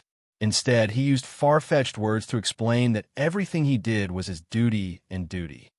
I understand. It seems there's someone above you. He pointed at the sky. The old man didn't confirm or deny it. That's great. Suddenly, it laughed loudly. I thought the peak of this world was the God Emperor and you, old man. It'd be great if there's someone above you, too. When I become the God Emperor, I'll naturally be able to come into contact with that person, right? You won't be able to come into contact with him. Why? If even you can come into contact with him, why can't I? Because you can't become the God Emperor. With that, countless vines sprouted from beneath his feet. Having suffered once, he was already on guard. The moment the vines touched him, he turned into a piece of paper and slipped through the gaps between the vines. Little did he know that there was more than one vine in the sky this time. Countless vines stretched out their tentacles to grab him. He passed through the vines in the form of a paper man. Whoosh! Suddenly, the outer realm turned into a sea of fire. The flames burned only as far as he could. Everywhere else, not only were there no flames, but not even a trace of the flames' heat seeped out. Old man, do you really have to go to such extremes? He roared angrily as he frantically dodged the flames and vines. He didn't retaliate, but even so, dodging the vines and flames consumed a great deal of his divine power. After a few short breaths of time, he sensed his divine power on the verge of drying up. Was this the end of his dream of becoming the God Emperor? No, the future he'd imagined wasn't like this at all. He still wanted to become the God Emperor and seek answers to the questions he'd been worrying about for millions of years. I'm going all out. In the blink of an eye, its mother in the void suddenly split into hundreds of bodies. These hundreds of them ran in different directions in an attempt to leave, but bang! Before one of them could even get 1,000 meters away, he slammed into a wall. The King of the Laws had long since sealed off the space here. It was just as Guzichin had said. It was far too easy for the King of the Laws to do this, whether it was the vines, the sea of fire, or the spatial isolation. To him, it was all too easy. Grandpa Lin. At that moment, the sealed hundreds of them merged back into one. Chapter 1853. A Sea of Fire. Vines. It knelt on the ground, tears streaming down its face. The Master of the Laws couldn't bear to see it plead with its eyes. Grandpa Lin, I really know I was wrong. I shouldn't have degenerated into doing things that hurt your heart. I know you have high hopes for me, but everything I did was to find out the answer. If you really know why you can't tell me, is it really that hard to get the answer out? Its pleading words echoed through the air. For a moment, the old man froze. If he wanted to, not only would it die in the sealed space, but he would also be captured. As for what would happen to him in the future, it would be up to the old man or the God Emperor to decide. He didn't do that. All he did was bind it to the sealed space. The sea of fire continued to burn, but it wasn't as turbulent as before. The vine stopped growing, too. It was a place shrouded in clouds and smoke. A lone island floated in the middle of a boundless sea. From time to time, waves would surge and crash against the shore. The entire island was covered in trees, and vines climbed up the branches. The sea breeze didn't smell fishy at all. It was refreshing. Along the shoreline, where the island's greenery met, was a simple fish house. An old man wearing a conical bamboo hat sat in the fishing area of the house. He held a fishing rod, which had neither a line nor a hook. It hung over the sand. Old Master Lin, a thunderous sound rang out in the hazy sky. Soon after, a burly man with an axe on his shoulder emerged from the clouds in the sky. His dark chest was bare, and the golden rocks on the shore glowed, illuminating his chest. "What brings you here to this old man? Shouldn't you be busy establishing the god race that the Lord entrusted to you? Hey, you old geezer, can't I just look at you?" The burly man shouted at the top of his lungs, then glanced at the fishing rod in the old man's hand. "You're trying to cultivate your emotions? Are you fishing? Then you should go out and fish. What are you doing here? So what if there are no fish in the sea?" The old man slowly retracted his fishing rod and stood by the railing of the fish house. Facing the sea breeze and watching the waves churn, the strong man also looked at the sea. "Looks like the rules here have been set up perfectly." "I guess so. But even now, this old man still can't understand the Lord's intentions. Why did he say those words to us before he died, and then leave after spending countless years to open up a new world?" "Sure, old man, you're really bold. How can you understand the master's thoughts?" The burly man said, "If I don't understand, then I have to say it out loud. Besides, his lordship isn't here, and we don't even know if he's still alive." The brawny man's eyes were as wide as copper bells. He frowned deeply and signaled the old man to stop talking nonsense. Even so, there was sorrow in his eyes. Billions of years had passed, but the Lord had left and never returned. Maybe it was true. Master also said before he left that this journey will be dangerous, and he doesn't know if he will live or die. I'm sure you know why he kept us here. It's not easy to give birth to someone who can help the Master. With the Lord's realm, he can open up a world with a wave of his hand. What's more, everything here was created by the Lord. Can anyone jump out of this shackle? No matter how much they grow, they will still need to be suppressed by the Lord. In this case, it's better for the Lord to bring us back. Even if we die, we will die a happy death. The old man's words were full of confusion about the Lord. "You can't say that."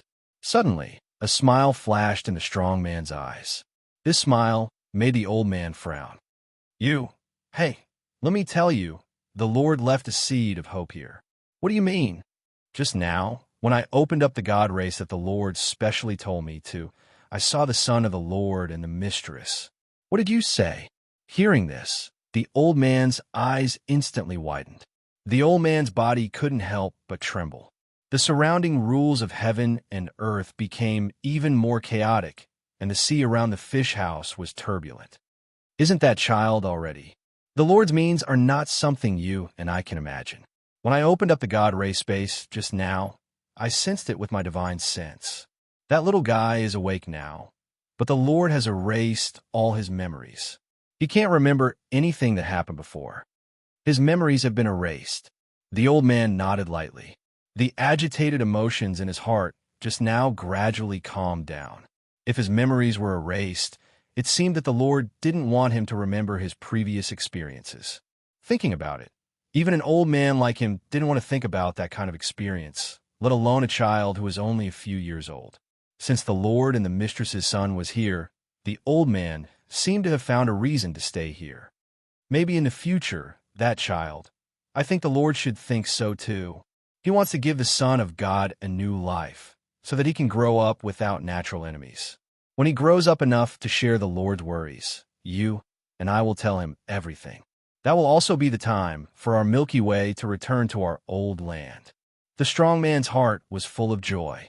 At first, his thoughts were actually different from the old man's. He also didn't understand why the Lord wanted to condense a small version of Milky Way with nearly 30% of his power. He also didn't think that the newcomers here could really grow up to share the Lord's worries. It wasn't until he saw the Lord's Son that he finally understood the Lord's good intentions. The Lord wanted to give the Son of God enough time to grow up through a blueprint that was almost the same as Milky Way's.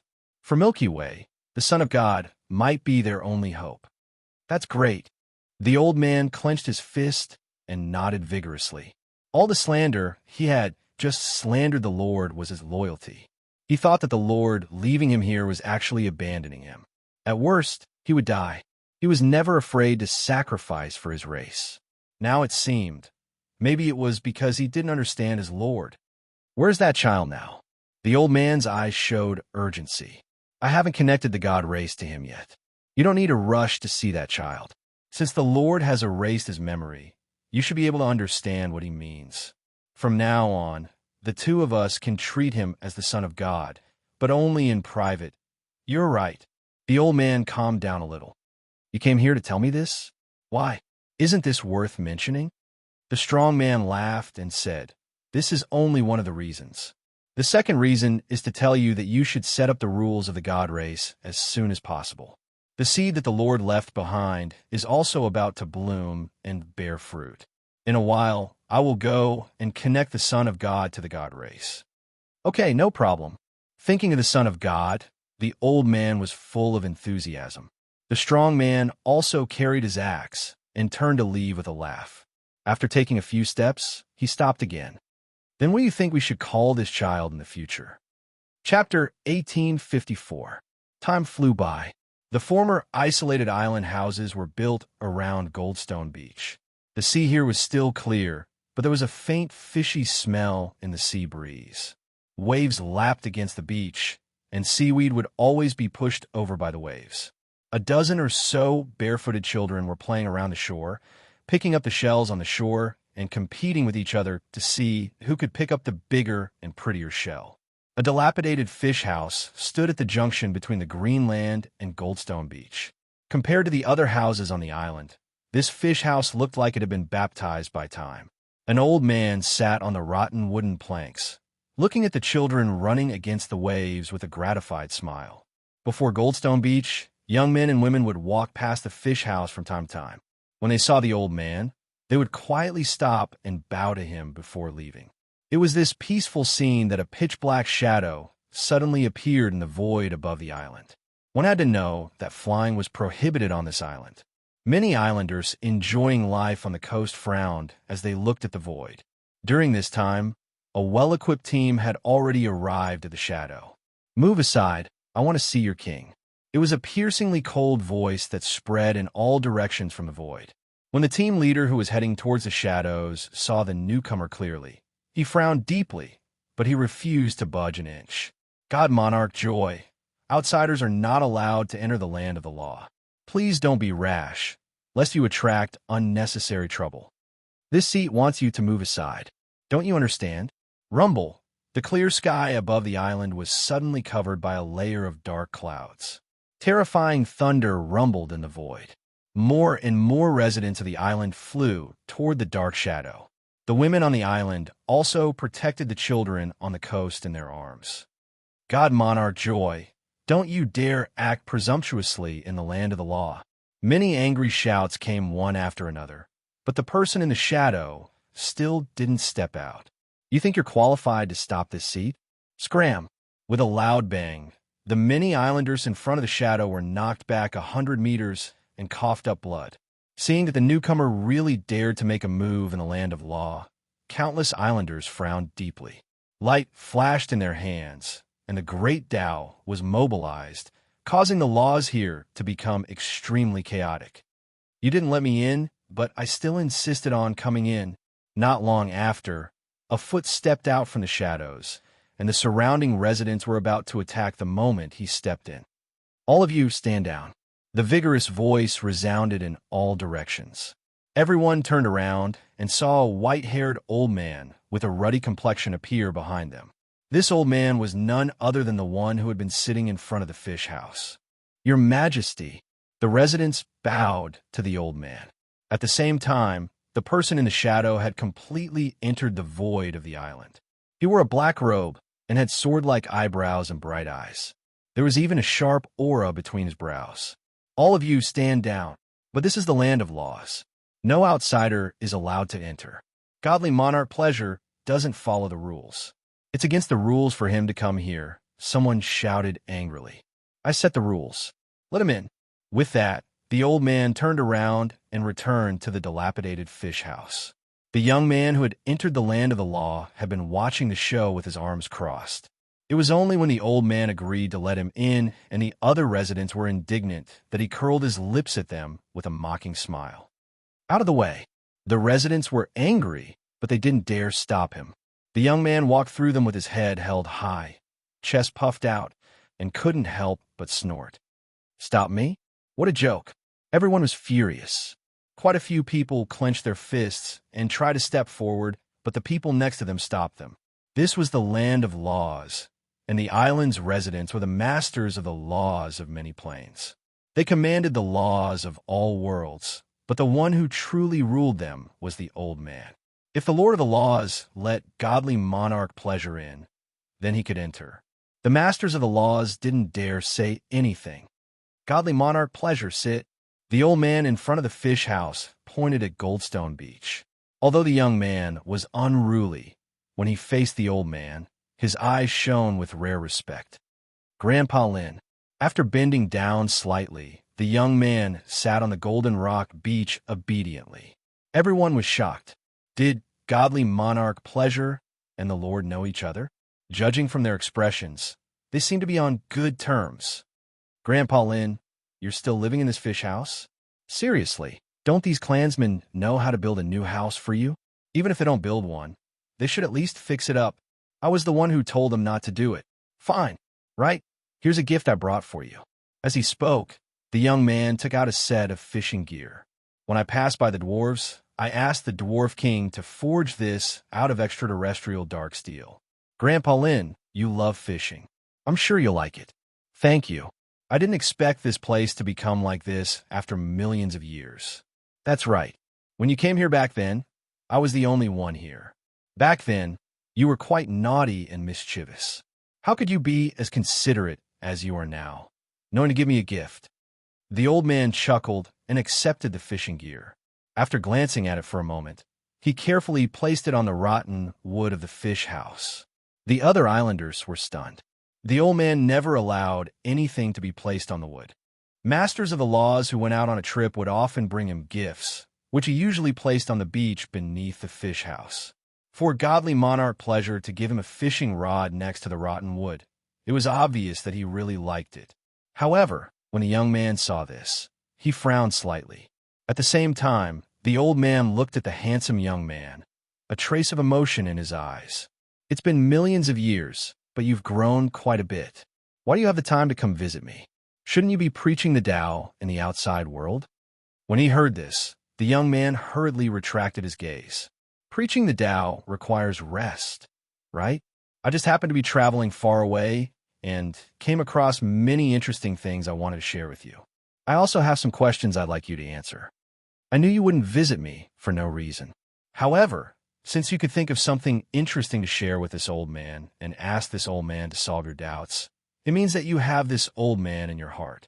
All right, let's talk about the interesting things later.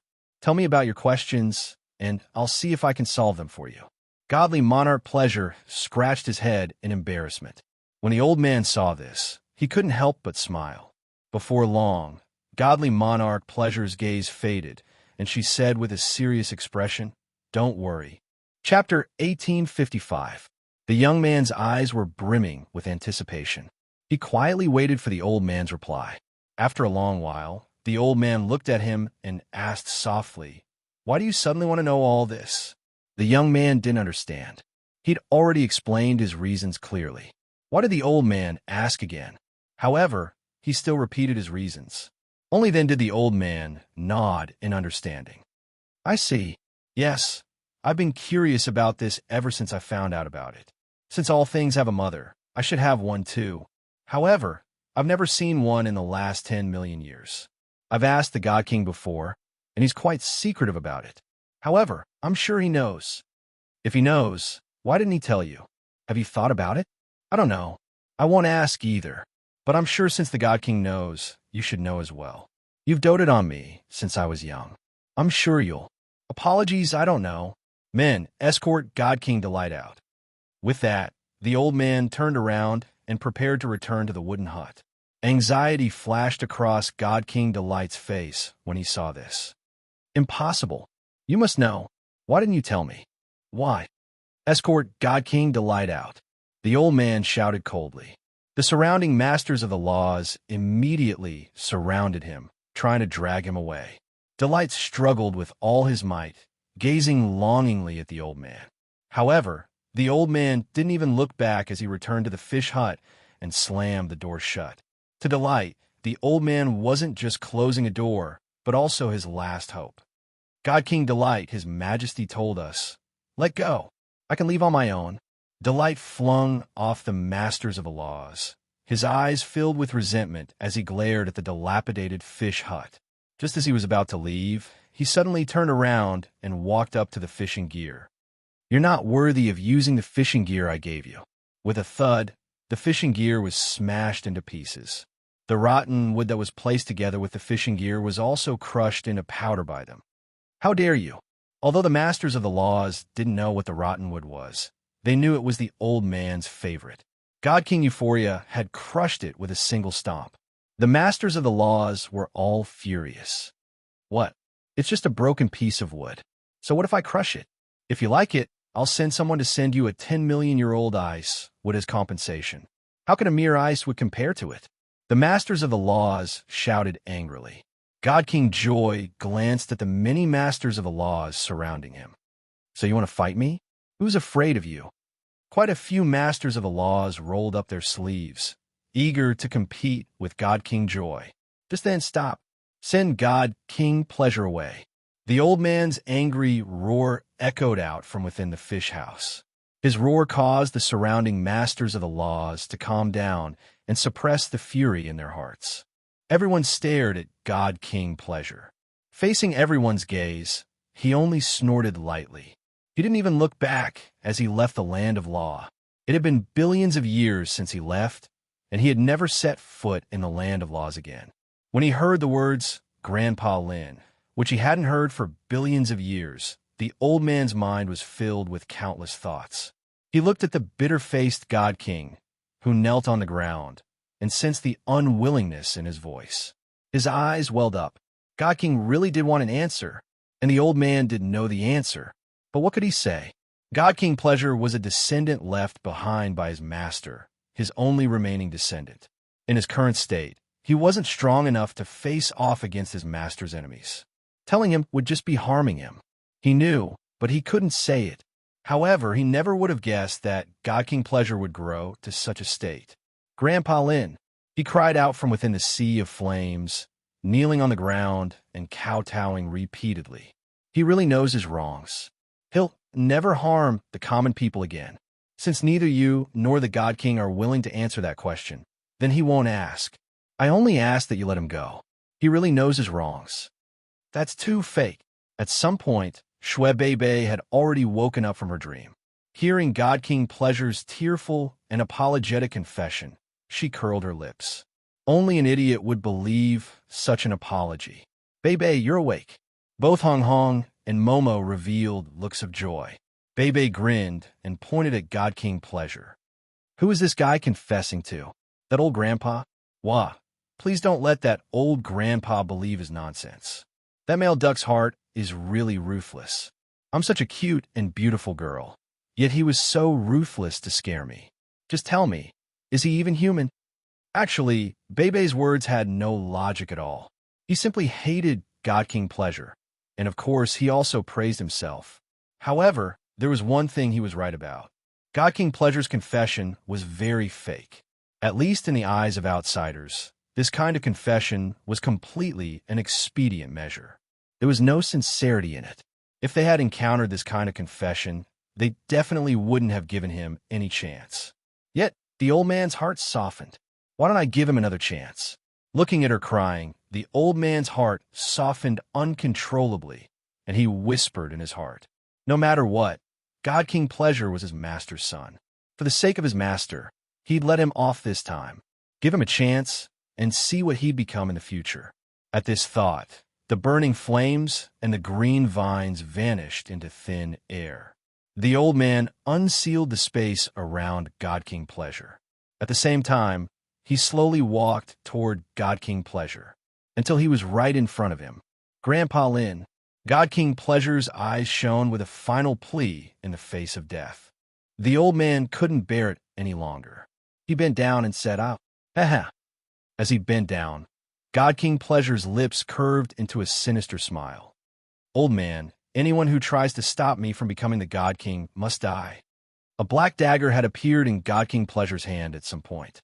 It was the same dagger Kuei Lin had used to shatter his godhead. The dagger flashed with a dark light, leaving a black halo in its wake as it stabbed viciously at the old man's chest. "Elder Lin." Gu Zichen stomped through the air. When the three Shui sisters saw this, they couldn't help but cover their mouths. God King Pleasure's face contorted into a sinister grin. "Die!" Bang! Unbeknownst to them, at this moment, a ray of blue light that was like a comet cut through the sky, just as their dagger was about to fall. Just as God King Pleasure's dagger was about to land, he felt a vicious kick to the chest. Golden blood spurted from his mouth and splattered across the sky. Chapter 1856. A blue pillar of light appeared in front of Elder Lin, piercing through the sky. This kind of pure blue could only make people think of the starlight of the stars in the sky. At the same time, everyone sensed that, as soon as the starlight appeared, the elements of outer space didn't dare compete with it. They either wandered around, not daring to approach or bowed to it. Only could possess such a domineering will of the stars. Yi Zichen, Shui Momo, was the first to call out his name. As someone with the Emperor Star's light, she could sense it clearly. This was the light of the Emperor's Star. The Third Era's Emperor's Star had chosen 2 emperors, and there were 2 lords of the Emperor's Star. However, it seemed that only Yi Zichen liked to show up at this critical moment. The starlight slowly dissipated. A figure gradually emerged from the starlight. He was tall, thin, and wore a black robe. He had a head of long, jet black hair, eyes as black as jewels, eyebrows as sharp as swords, a face as sharp as a knife, and thin lips. His pitch-black eyes were like the eyes of a tiger. When he stared at him, he exuded authority without being angry. Yi Zichen. The newcomer was none other than the Lord of the Emperor's Star, Yi Zichen.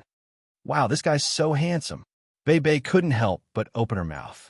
She'd interacted with Yi Zichen quite a bit, but in her eyes, Yi Zichen seemed even more Chenibyu.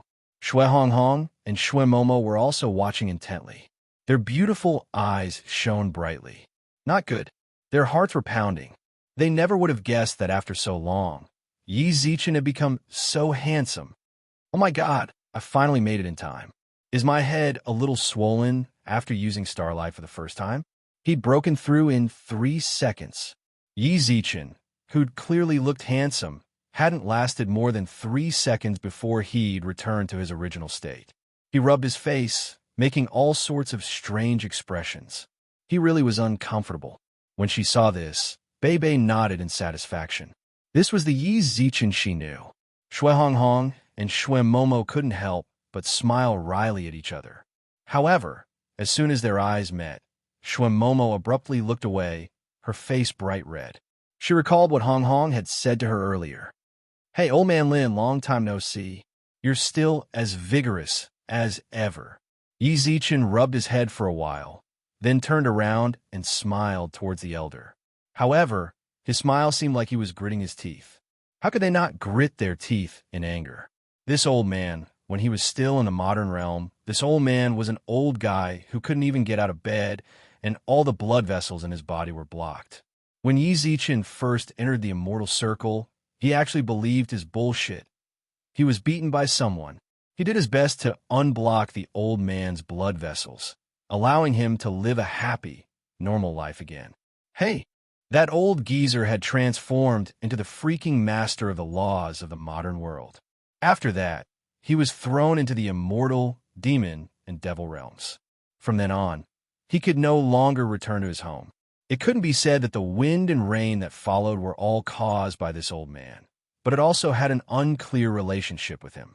Now he's here again, looking at his old but vigorous appearance during the invasion of the devil race. He could probably beat the crap out of those devil race wretches with just a breath. Transcended. Not bad.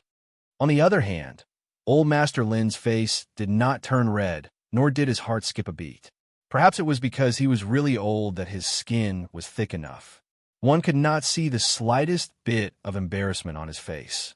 He completely ignored Yi Zichen's gnashing of teeth and cupped his hands. "Thank you for saving me once again." Again, look at what he just said. He still remembered what happened in the modern realm. If he'd forgotten, he wouldn't have used the word again. "You're welcome. Who told me to be so kind? Don't you think so?" He chuckled. Before long, the sound of whistling wind could be heard from the outer realm. The newcomers were none other than Su Mei and the others. Because Yi Zichen had been worried about the situation, he had used Starlight as a guide to get here. He just so happened to see her trying to attack old Master Lin, so he decided to enter the fray this way. "Yi Zichen." Bibi flew over, yelling Yi Zichen's name. When Yi Zichen heard this, he looked over and saw Bibi running towards him, waving his little fists. However, he rubbed his eyes. Was he seeing things? If he wasn't mistaken, the ones by Bibi's side were Shui Honghong and Shui Mo. Shui Mo had woken up. Yi Zichen. By now, Bibi had already flown to Yi Zichen's side. She waved her little fists and pouted. "You're too late." Big Sister Bibi was already slapped. She slapped Bibi on the head and pushed him away mercilessly. Yi Zichen's eyes widened, and he stared fixedly at the two behind him. Hong Hong. Shui Hong Hong looked just like she'd first met Yi Zichen. She wore a long, flowing, fiery red dress. She smiled and nodded, then took half a step to the side, allowing Shui Mo to pass. "Shui Mo, you're awake." Shui Mo's face was as red as a mosquito's. Bibi, who'd been pushed to the side, bared his fangs and brandished his claws, but Hong Hong grabbed him and shook her head. Everyone looked at Yi Zichen and Shui Mo. Then, they saw Yi Zichen pull her into his arms. "That's wonderful. It's wonderful that you're awake. Wonderful that you're awake." Shui Mo could sense Yi Zichen's emotions, but inexplicably, she recalled what Hong Hong had said to her. As soon as Yi Zichen hugged her, she pushed him away, blushed, and stammered. Be careful. There's a lot of people watching." If they're watching, then they're watching. What's the big deal? It's just a hug, right? When you were injured before, I fed you medicine, but I didn't see you like this. Who needs you to feed me medicine? Huh? Did you forget? Back when we were still at the academy, we had a save. Shut up, idiot. Shui Mo punched Yi Zichen in the chest, then glared at him to stop talking. Then she ran to Hong Hong's side, her face as red as a ripe cherry. "What's going on?" Yi Zichen scratched his head in confusion. It was just a hug. It wasn't like he'd never hugged her before. Back at the academy, Shui Mo interacted with men every day, but she'd never seen them take off their clothes like this. He glanced at Shui Mo, but all he saw was Hong Hong nodding at him. Shui Mo didn't even look at him. Women were just so hard to understand. Yi Zichen scratched his head in confusion, then averted his gaze and waved at Gu Zichen. "You're here too. You're here." Gu Zichen smiled. "You transcended. Congratulations." "Same to you. Same to you." "I transcended, but doesn't that mean you transcended as well?" "You transcended, but everything was ruined." "In truth, my transcendence isn't much. There's nothing to be happy about." With that, Yi Zichen looked off into the distance. Chapter 1857. It was truly over. When it felt the impact on its chest, through the blue light, it could vaguely see the face of the person who came. There was also the familiar power of the stars. It knew that the newcomer was Yi Zichen. He came. His anger at Yi Zichen for toying with him wasn't something that could be erased in a few short hours. He'd buried this hatred deep in his heart, waiting for the moment he saw Yi Zichen again. Then he'd extract his soul and take it with him. That way, he'd get a taste of the punishment for making fun of him. Until now, it was still the same. However, he might not be able to do it. Yi Zichen wasn't Elder Lin. He used Elder Lin's tolerance and love for him to find a chance for him to turn the tables. If he could get rid of Elder Lin, it would be a miracle. He took advantage of the chaos to return to the God Realm to recover his divine power. The Master of the Laws would probably need some time to investigate Elder Lin's death. As long as the God Emperor didn't go to the Land of Law, he wouldn't know about Elder Lin's death. This way, he could still stay in the God race and be his God King, secretly looking for an opportunity to usurp the throne. It could be said that this was the most thorough and reasonable plan that they could come up with at the moment. Man proposes, but God disposes. Thanks to Elder Lin's forgiveness, their plan was almost 60% complete. He had completely let his guard down, and the only thing missing was the dagger that could pierce through his chest. Yi Zichen had arrived. Just like the arrival of a savior, the timing was just right. The tremendous impact that had been transmitted to his chest by that kick had worsened his condition, which had already been ravaged by the star power of the star arrow. He still wanted to return to Yi Zichen and make him regret his actions. He couldn't do it. Or it could be said that the spirit was willing, but the strength was insufficient. The blood in his body had almost dried up, and his vision was starting to blur. His divine power had been exhausted, so he couldn't summon any power at all. It was very difficult for him to even stand straight in the outer space. Return to Yi Zichen and the others in clamor about stealing his soul to vent their anger? Yi Zichen didn't even need to do anything. Anyone left behind could easily take care of him, even Shui Bei. So much so that they stopped moving. He was still angry. That was inevitable. The resentment towards those people was not something that could be put down on the verge of death. They were the ones who thwarted his grand ambitions and prevented him from becoming a divine emperor. In the end, he would never know the answer. What a pity. Sitting in the void, it could not help but smile bitterly. Any creature would recall the past before they died.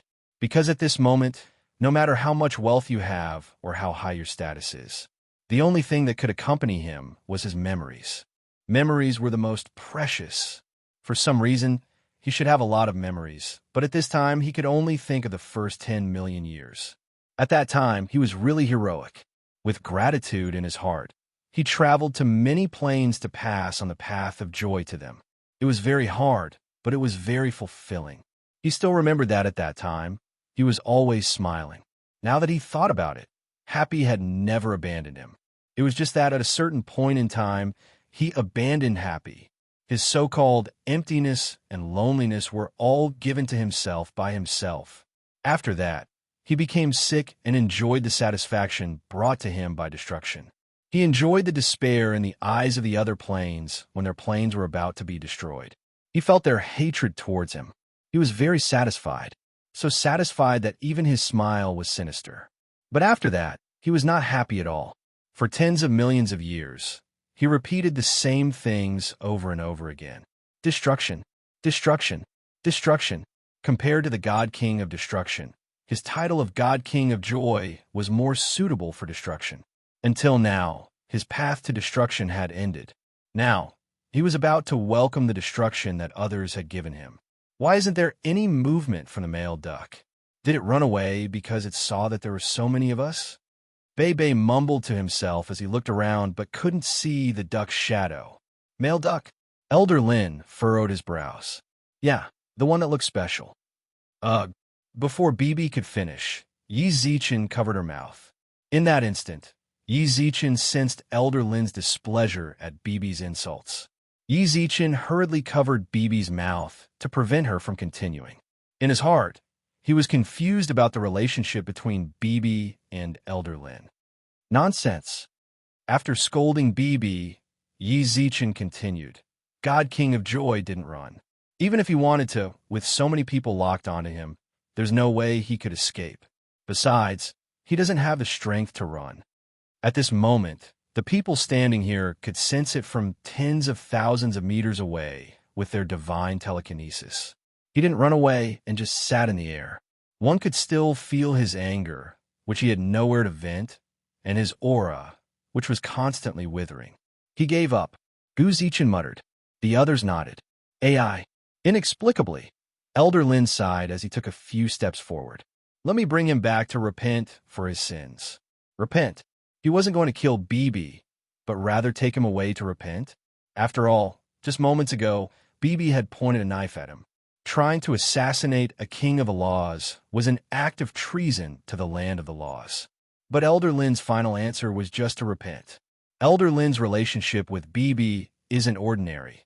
Gu Zichen transmitted into Yi Zichen's consciousness. I know. Yi Zichen nodded. He'd sensed it from Elder Lin's expression when Bibi had spoken ill of Bibi. He'd shared this information with Yizichin, so he'd know what was going on. Since Yizichin had already sensed it, Guzichin didn't say anything else. He smiled at Elder Lin and said, "Be careful, Elder Lin. If he can kill you once, he'll do it a second time. He won't. I believe he'll repent." Elder Lin chuckled, then glanced at the crowd. His gaze lingered on Yizichin for a moment. "Little friend Yi, thank you for your help just now. I'll take Divine King Pleasure back to the land of the laws and put her under my control. You can all return to the new era. It's the era of the era. The situation is dire. You need to go back and take charge, right? This junior will take his leave first." Yizichin didn't say anything else. He cupped his hands and left with his subordinates. The relationship between Bibi and Elder Lin was a secret, and Yizichin had no intention of prying into their relationship. The others followed behind Yizichin, but they didn't get very far. Chapter 1858. As Yizichin stopped, the others stopped as well. All of them looked in the direction of her mother with a look of pity in their eyes. "What's wrong?" Bibi didn't quite understand what was going on.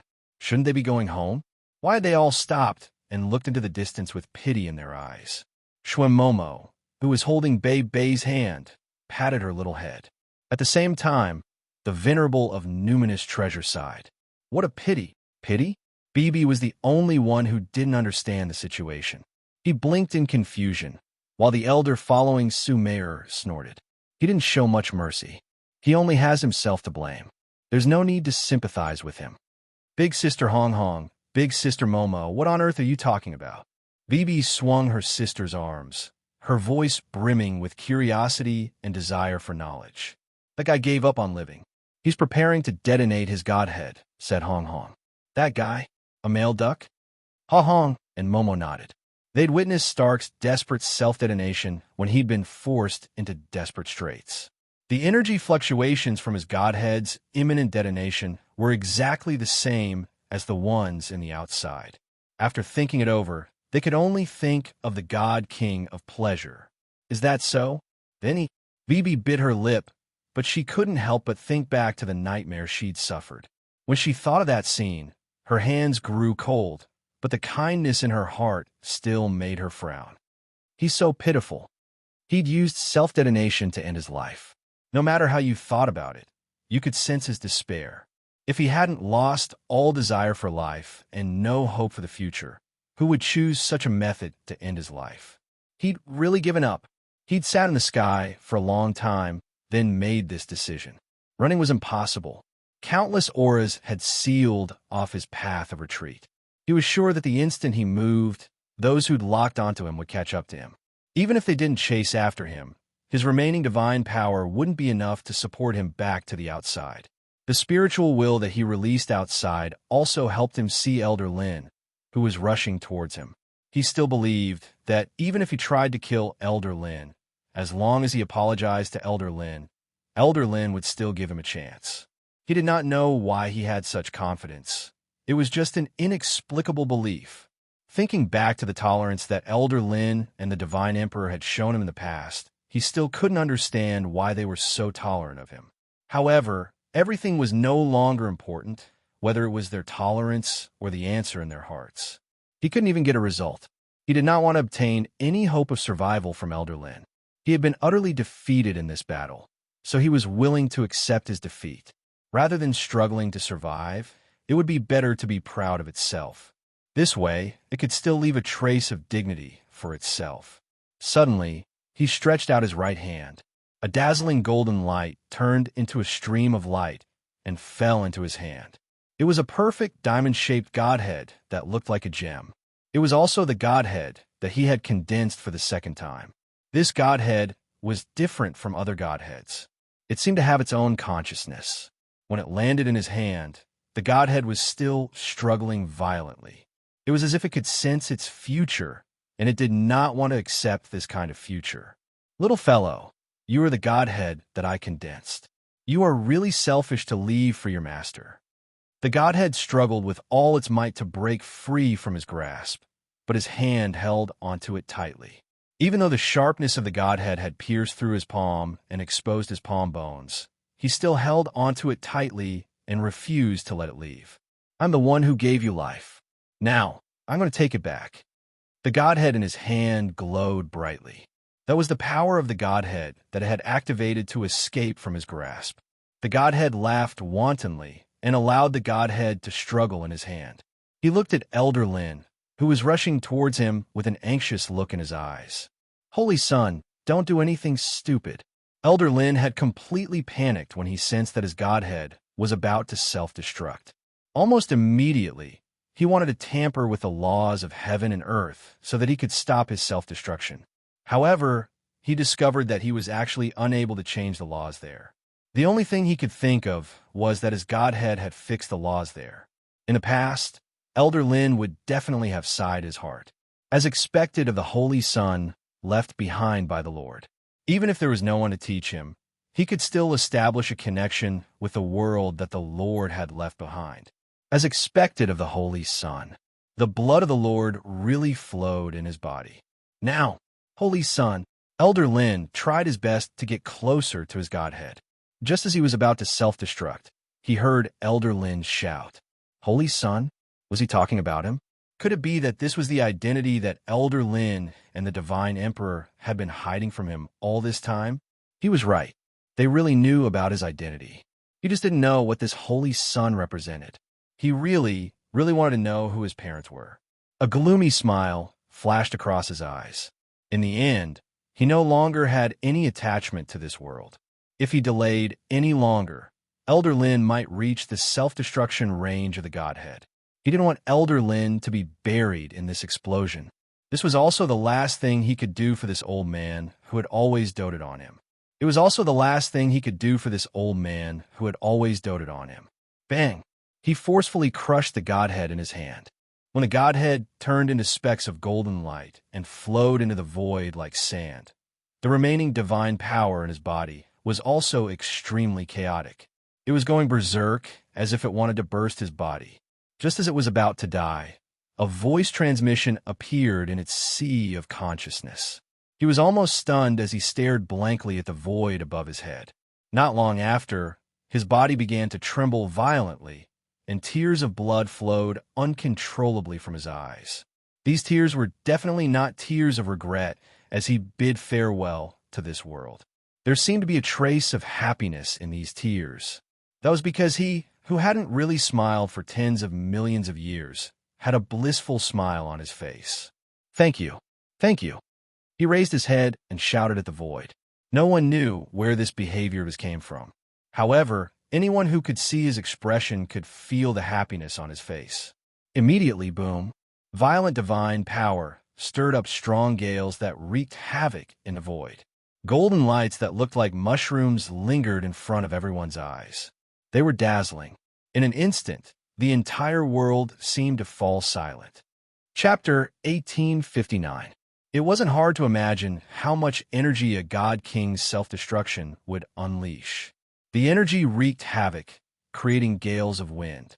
Whether it was the rocks or the bones of the wanderers, they became the sharpest weapons in the outside. The venerable of numinous treasure and the other elders stood in front of them, creating an energy barrier. Judging by the ripples the rocks created when they struck the barrier, they could see how powerful the rocks were. Even if it was an imperial monarch, that imperial monarch would probably be riddled with countless holes by the shattered rocks and skeletons here. No wonder God King Joy forced the Freedom God King to the point of self-destruction. Shuehonghong couldn't help but mutter to herself. Judging from the energy released by God King Joy's self-destruction, it was at least several times stronger than Stark's. If God King Joy hadn't concentrated, given his reserves, Stark might not have had a chance to self-destruct. His godhead would have been snatched away. From the looks of it, the outside was similar to the First Era. There were differences in strength between God Kings, just like how the rulers of the First Era were divided into divine generals and titled emperors. What did you just say? Stark self-destructed? Sume looked at Shuehonghong. Although Shuehonghong's voice was low, the others heard her clearly. That's right, the Freedom God King self-destructed. All of a sudden, Yi Zichen and the others understood. The self-destruction they'd sensed on their way here was most likely Stark's. In truth, when they thought about it, it made sense. Even though they were so far away, they'd still felt the terrifying energy release. Presumably, only a god king could do such a thing. At the time, they hadn't thought about it that way because they didn't think the Ocean Emperor and the others could force a god king to such a state. They never would have guessed it was an internal conflict. Then where are the other great emperors? Yi Zichen said quite a few great emperors had come to the outside, and that many outsiders had come as well, said Yi Zichen. They've all gone back. As she spoke, Shui Honghong told Sumei and the others about what had happened. When she mentioned how God King Joy had used the gods as a barrier to block the astral arrows, even though they hadn't seen it with their own eyes, it was still a vivid image. They couldn't help but shudder in fear. It was no wonder that the smell of blood was so strong when they arrived. At first, they thought that it was the blood chi left behind by the great emperors fighting with the gods from the outer domain. They didn't expect it to be the internal strife of the god race. A god king fighting a god king caused one of the god kings to explode.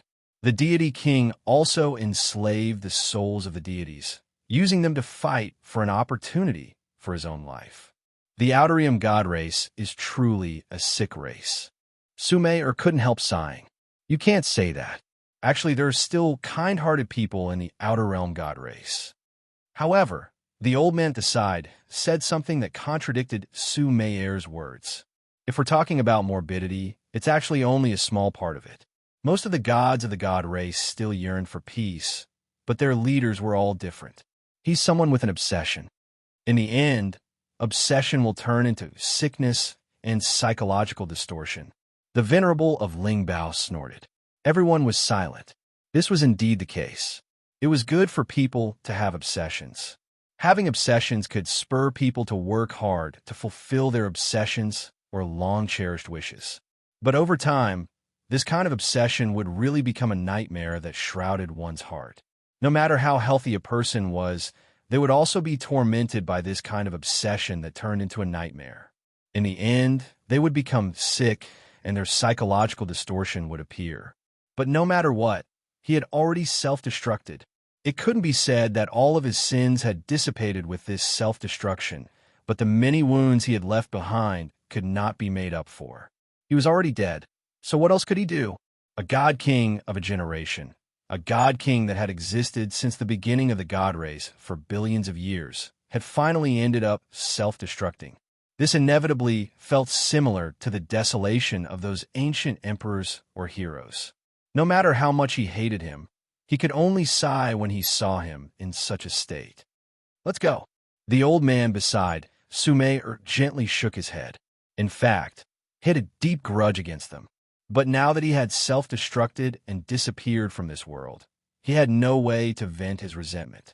He still wouldn't forgive him for what he'd done, but he couldn't possibly hate him as much as he did when he was alive. His energy hadn't stopped flowing, but with the barrier around them, they didn't have to worry about being swallowed up by the energy of his self-destruction. He gestured for them to leave, but Xuanmo didn't seem to care. Yi Zichen. Did any of you see Yi Zichen? Everyone was shocked. Just now, they'd been so focused on his death that no one paid any attention to Yi Zichen's whereabouts. Now that Xuanmo said that, they realized that from start to finish, all Yi Zichen had said was, "What a pity." After that, he said nothing else. Now they looked around. Yi Zichen was nowhere to be seen. He went to Elder Lin's place. Soon after, everyone looked out and saw a wisp of blue starlight moving toward the center of the explosion, facing the energy released by the Godhead's self-destruction. Everyone's hearts trembled. The Venerable of Numinous Treasure grabbed Gu Zichen by the collar. "It's my fault I didn't stop him, but this was his decision. I have no reason to stop him. Yi Zichen from a parallel plane, I really want to rip open your head and see just what you're thinking." The Venerable of Numinous Treasure tugged at his clothes. "Don't you know that's the God King's self-destruction? You're from a destroyed plane. I trust you understand the God King's power far better than we do. It's precisely because I understand that I didn't stop him." Gu Zichen slapped the Venerable of Numinous Treasure's hand away. "Don't think too badly of him. No matter what, he's a transcendent, the one with the highest cultivation among you. And you, the star left behind from the last epoch. Back in my plane, you were very self-righteous. I don't want your arrogance to ruin my only hope and that of my brothers and sisters. You said I was full of myself. All right, stop arguing. Sume-Ur's eyes narrowed. Didn't you learn your lesson from the god race's infighting? Why are we fighting among ourselves now? The venerable of numinous treasure snorted coldly, glared viciously at Gu Zichin, then retreated.